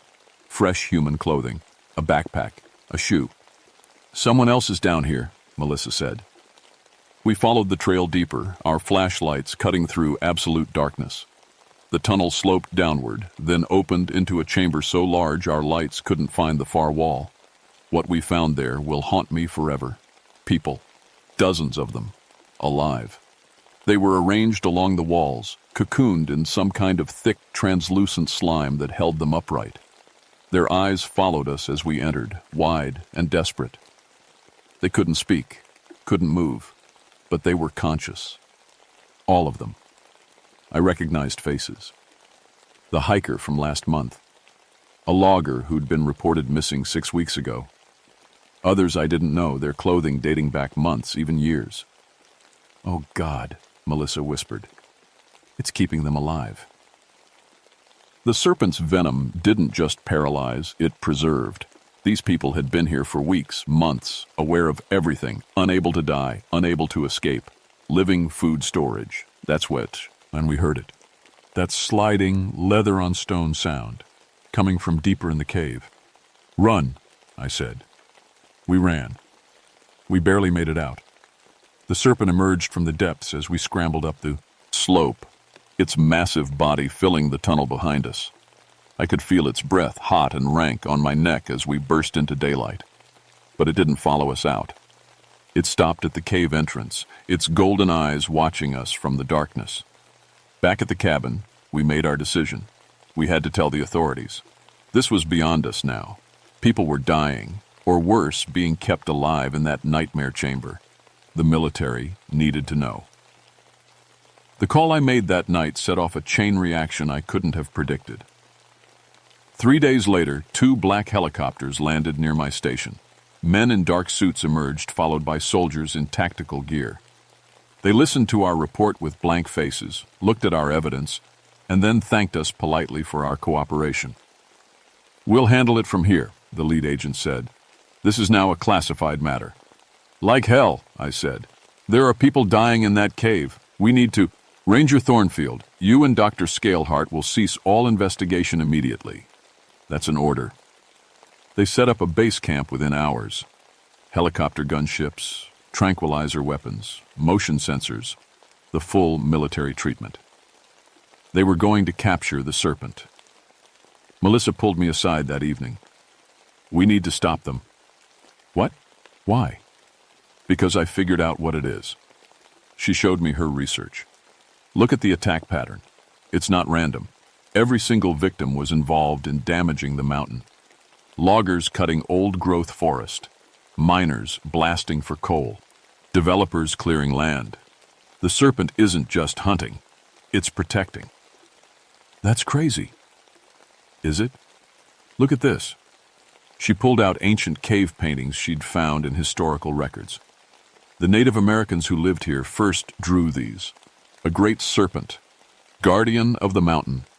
They said it slept for generations, only waking when the mountain was in danger. "Bob, what if it's not evil? What if it's trying to save this place?" I thought about those golden eyes, that nod like it was acknowledging me, recognizing me. "The military's going in tomorrow night," Melissa said. "If we're going to do something, it has to be now." We went back to the cave, alone, unarmed, except for our flashlights. "This is insane," I muttered as we descended into the darkness. "Probably," Melissa agreed. The chamber where we'd found the victims was empty now. The military must have rescued them. But we went deeper, following the main tunnel down into the heart of the mountain. We found the serpent in a massive cavern, coiled around what looked like an underground spring. Its scales glowed faintly in the darkness, bioluminescent patterns I hadn't noticed before. It was beautiful. It saw us. Those golden eyes fixed on us, and I felt that familiar paralysis trying to take hold. But this time, I fought it. I stepped forward. "We came to talk," I said. My voice echoed in the chamber. The serpent's head tilted. Its tongue flicked out. "You understand me, don't you?" I took another step.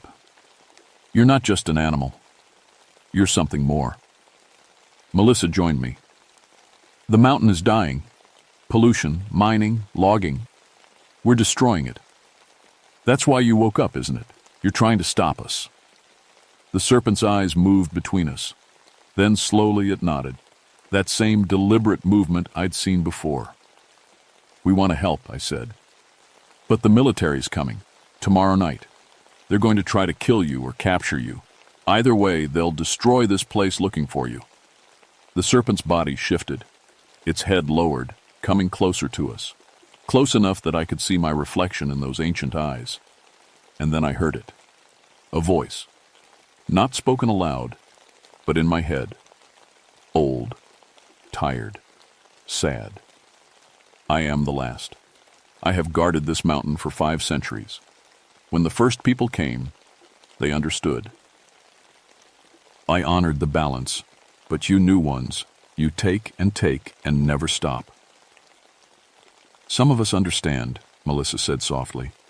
"Some of us want to protect it too." "Then help me, or all of it. This will be lost." The next night, when the military assault began, the serpent was ready. The helicopters came in low, spotlights cutting through the darkness. Tranquilizer darts filled the air. Soldiers descended on ropes surrounding the cave entrance, but the serpent was already gone. It had moved through its underground network, emerging miles away. The soldiers found empty tunnels and abandoned chambers. Over the next week, they searched the entire mountain range. They never found it. Every time they got close, the serpent vanished, using its camouflage and intimate knowledge of the tunnels to stay hidden. Melissa died on the 8th day of the search. She was with me, trying to lead the soldiers away from one of the serpent's hiding spots, when a helicopter spotted something and opened fire.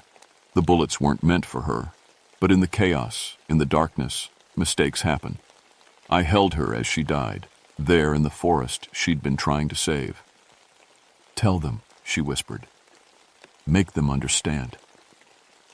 The military called off the search 2 weeks later. Too expensive, too dangerous. No results. They classified the entire operation, made everyone sign non-disclosure agreements, and left. But I stayed, and I made a deal. The government established a wildlife preserve covering 50 square miles of the most pristine forest in the Poconos. No logging, no mining, no development. They said it was to protect endangered species. They weren't wrong. I became the head ranger of that preserve. My official job is wildlife management. My real job is something else entirely. Once a month, I hike to a certain cave entrance. I leave supplies there, not food, but information. Maps showing where new development is planned. Reports on pollution levels. Data on the ecosystem's health. And sometimes, when the moon is full and the forest is quiet, I see golden eyes watching from the dark. Ness, a massive shadow moving between the trees, protecting what's left of the wild places.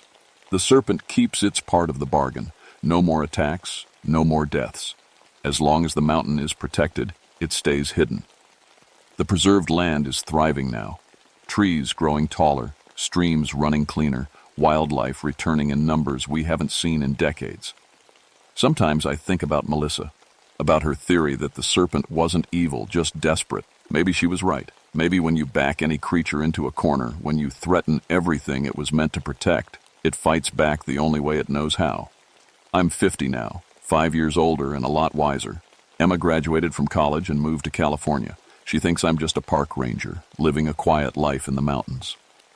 She doesn't know about the nightmares, the memories of that chamber full of living victims, or the sound Melissa made when she took her last breath. But she also doesn't know about the incredible secret hiding beneath these ancient hills. About the guardian that has watched over this land since before America was even a dream. About the deal that keeps both the serpent and the mountains safe. Last week, a developer started making noise about building a resort just outside the preserve boundary. He filed permits, hired contractors, started clearing land. His equipment all mysteriously malfunctioned on the first day. Engines seized, tires slashed, tools vanished. The workers reported seeing a massive snake in the area. They quit on the spot. The developer gave up after 3 days. He sold the land to the state, who added it to the preserve. I approved the paperwork myself. Tonight, I'll make my monthly hike to the cave. I'll leave my reports, my maps, my warnings about threats to the mountain. And if I'm lucky, I'll see those golden eyes one more time, watching from the shadows. The Serpent Nut's spine runs through these mountains, ancient and unbreakable. And as long as I'm here, as long as I keep my promise to Melissa, that spine will remain protected. Some people say the Pocono Mountains are haunted. They're not wrong, but they don't understand what kind of ghost watches over these hills. Not a spirit of the dead, but a guardian of the living. A protector that has outlasted empires and will outlast us all. I walk these forests now with a different understanding. Every tree, every stream, every stone is part of something larger, something worth protecting. The serpent taught me that. Melissa died believing it. And somewhere deep beneath my feet, in tunnels carved over centuries, the last guardian of the old world sleeps and watches and waits. The mountain is safe. For now. And that's enough.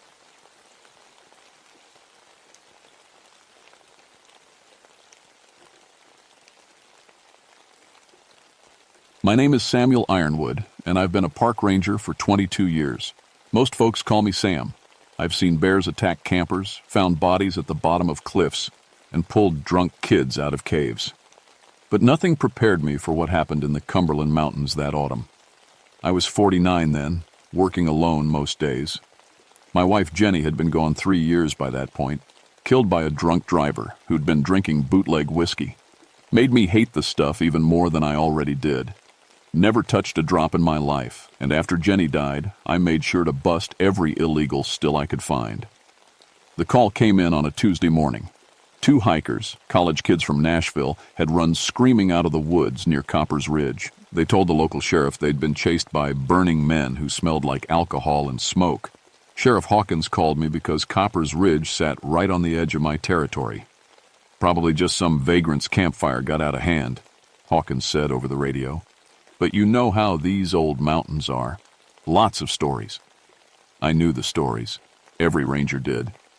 The Cumberland Mountains were full of old moonshine operations from the 1920s. During Prohibition, these hills crawled with illegal stills. The government raided them hard, and a lot of people died. Old-timers still whispered about ghosts haunting the abandoned sites. But I didn't believe in ghosts. 22 years in these woods taught me that strange sounds were just wind through rocks, and moving shadows were just deer or bears. People saw what they wanted to see, especially when they were scared. I loaded my truck with extra water and my emergency kit. The drive to Copper's Ridge took 40 minutes on winding mountain roads, pine trees pressed close on both sides, their branches scratching against my windows. The air smelled like autumn leaves and something else.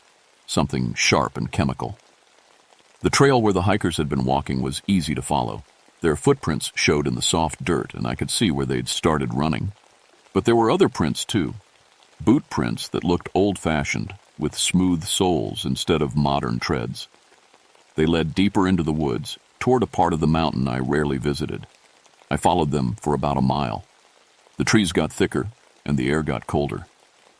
That chemical smell got stronger, too. It reminded me of cleaning fluid, but sweeter. I'd smelled it before years ago when I was training to be a ranger. It was the smell of moonshine.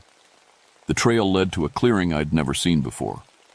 In the center sat a collection of copper pots, tubes, and barrels that looked like they belonged in a museum. It was a complete moonshine operation, but everything was too clean, too perfect. Metal that should have been rusted was shiny. Wood that should have been rotted was solid. That's when I heard the voices. "Pass me that jar, Cooter." "Fire's burning too hot, boss." "Don't matter none. This batch gonna be perfect." I crouched behind a tree and looked closer. 3 men moved around the still, but something was wrong with them. They looked like old photographs come to life, black and white, slightly fuzzy around the edges. Their clothes were from the 1920s, suspenders, work shirts, and caps pulled low over their faces. The strangest thing was that they didn't notice me. They worked like they'd been doing it every day for 30 years, filling jars with clear liquid that glowed with its own light. When one of them held a jar up to check it, I could see right through his hand. I blinked hard and looked again. They were still there, still working, still talking in voices that sounded like they came from underwater. One of them walked right through a tree trunk like it wasn't there. My hands shook as I reached for my radio, but when I pressed the button, all I got was static. The needle on my compass spun in circles, even my watch had stopped. I backed away, slowly, trying not to make any noise.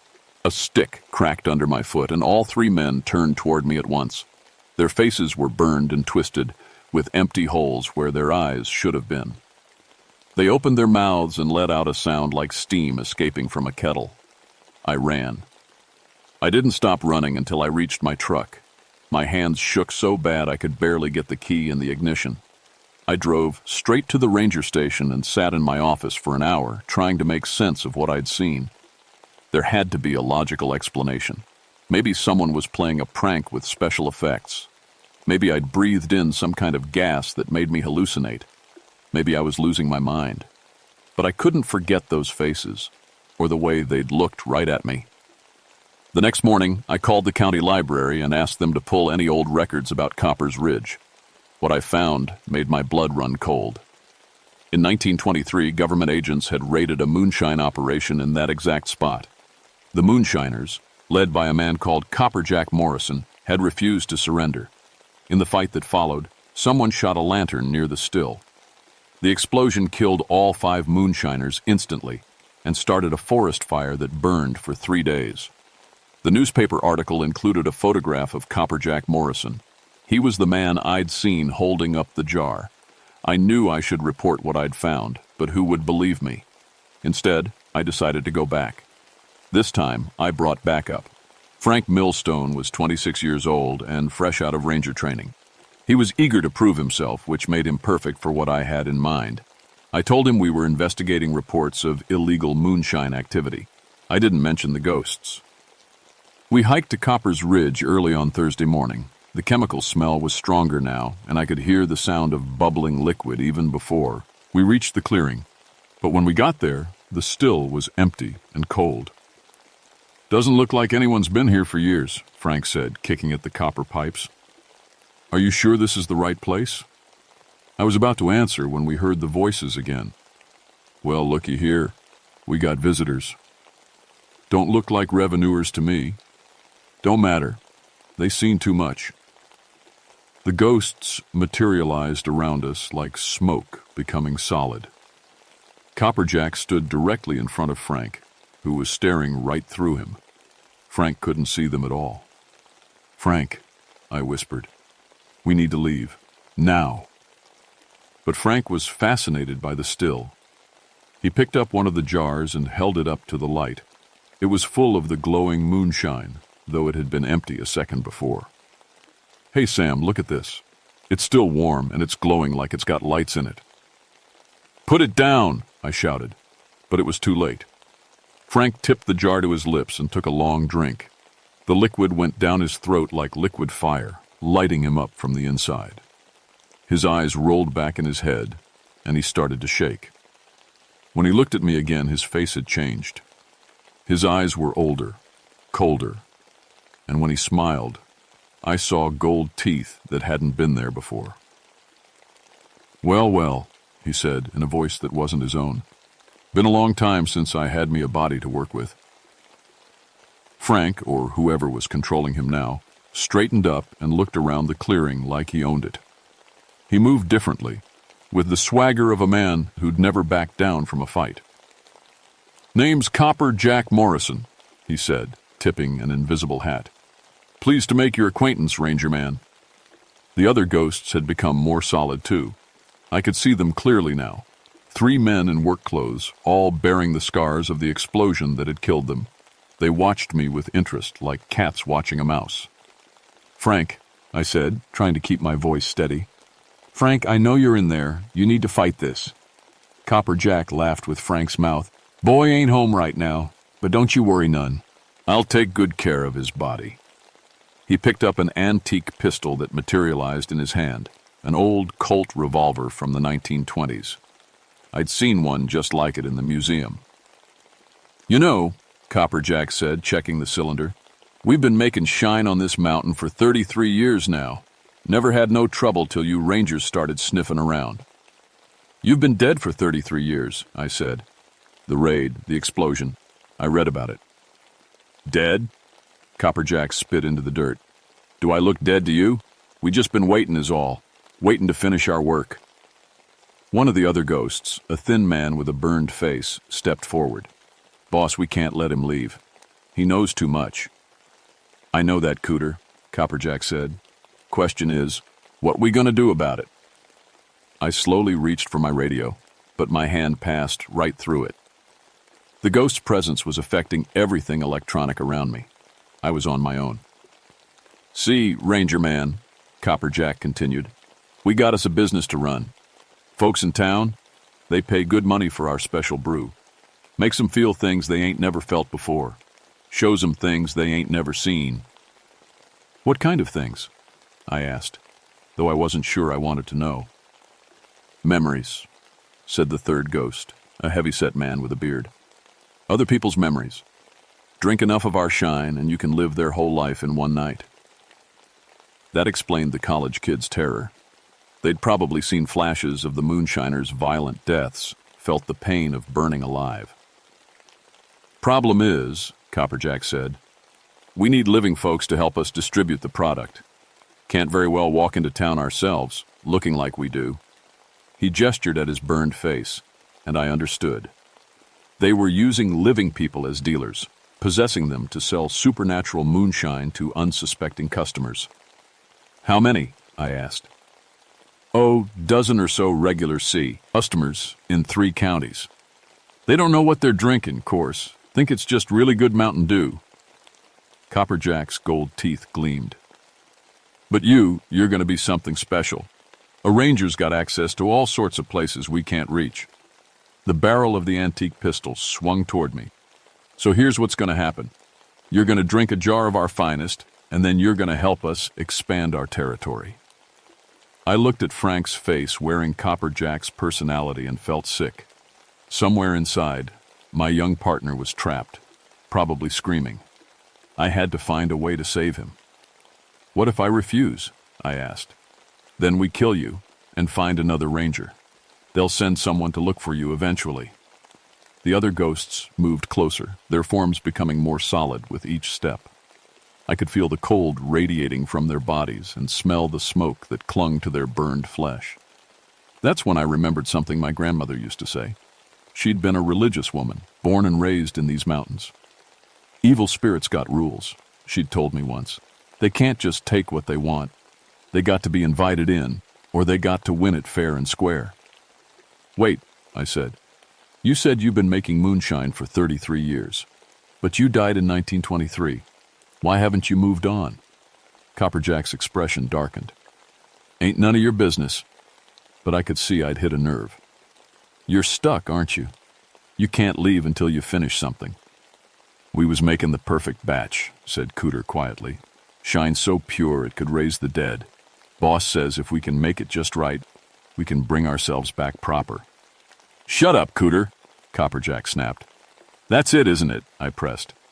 "You think if you make perfect moonshine, you can resurrect yourselves. But it's not working, is it? 33 years, and you're still ghosts." Copper Jack's face twisted with rage. He pointed the pistol at my head, and I could see his finger tighten on the trigger. But before he could fire, I heard something that changed everything. A car, engine, coming up the mountain road. The sound of the engine made all the ghosts freeze. Copper Jack's head snapped toward the trail, and for a moment, Frank's real personality flickered through. "Sam?" Frank's voice was weak and confused. "What's happening to me?" "Fight it, Frank!" I shouted. "You're stronger than they are." But Copper Jack regained control quickly. Cooter, go see who's coming. If it's more Rangers, deal with them. The thin ghost nodded and faded away like smoke. I heard him moving through the trees, invisible but not silent. A few minutes later, we heard a car door slam, then a man's voice calling out.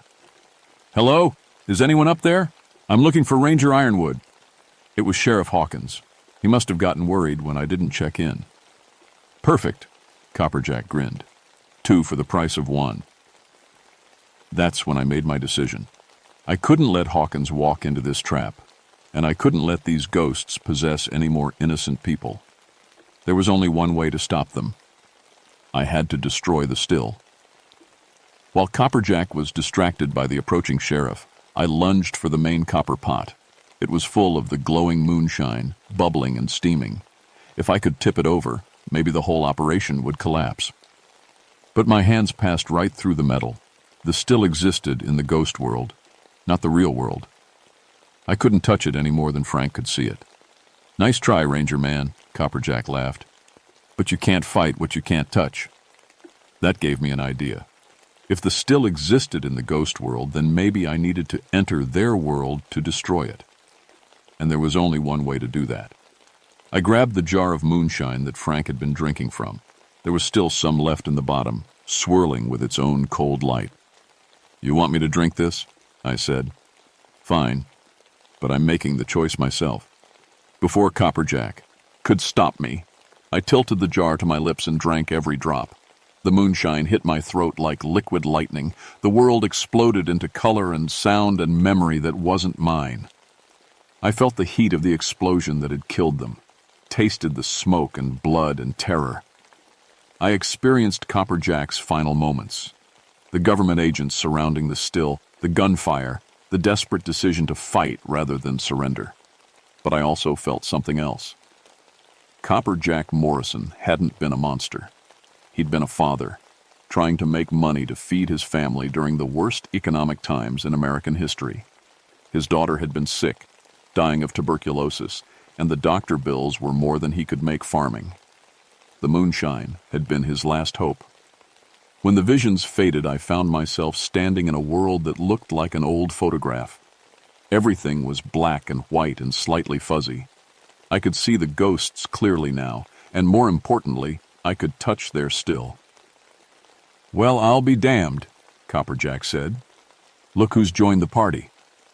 I looked down at my hands. They were translucent, like the ghosts, but I could still feel them. I was existing in both worlds at once, alive, but temporarily ghostly.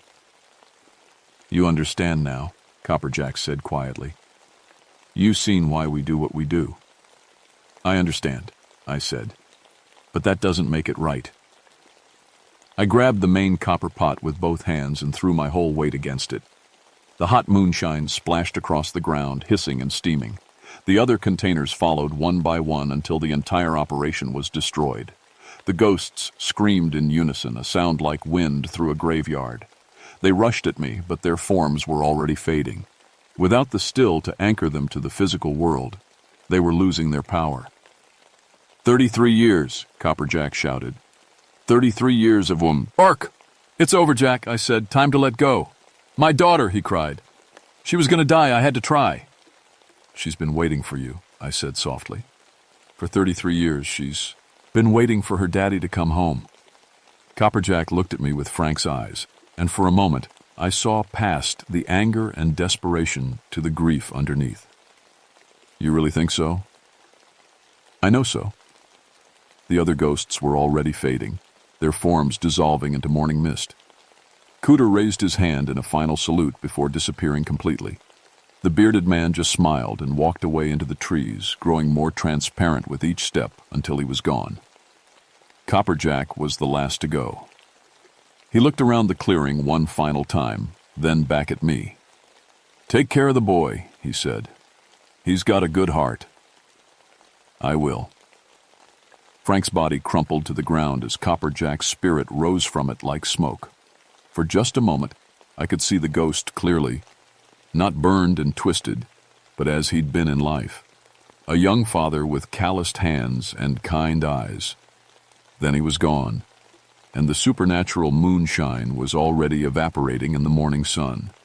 Frank woke up 20 minutes later with the worst hangover of his life and no memory of being possessed. I helped him back to the truck, telling him he'd had a reaction to some kind of gas leak from the old still. Sheriff Hawkins met us at the bottom of the trail.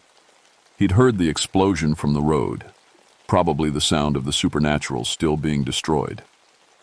I filed a report about cleaning up old moonshine equipment and dangerous chemical residue. Nobody questioned it. Frank requested a transfer to a desk job in Nashville 2 weeks later. He never said why, but sometimes I caught him staring at the mountains with a haunted look in his eyes. The moonshine might have evaporated, but the memories it had shown him were permanent. I did some research after that and found out that Copper Jack Morrison's daughter had died 3 days after the raid, alone in a charity hospital. The family was buried together in a small cemetery outside town. I made sure someone put flowers on their graves. The official report listed the incident as routine cleanup of abandoned illegal equipment. But sometimes, late at night, I get calls from other rangers about strange things in the mountains. Glowing lights near old still sites, voices in the woods speaking in outdated slang, the smell of moonshine where there shouldn't be any. I always tell them to be careful. The Prohibition era left a lot of ghosts in these hills, and not all of them are as reasonable as Copper Jack Morrison. Most nights, I sleep fine. But sometimes I dream about that clearing and wonder how many other spirits are out there, trapped by unfinished business and desperate love. How many fathers are still trying to save children who died decades ago? The mountains keep their secrets well, and some secrets I'm learning are better left buried, but I keep my radio close, just in case.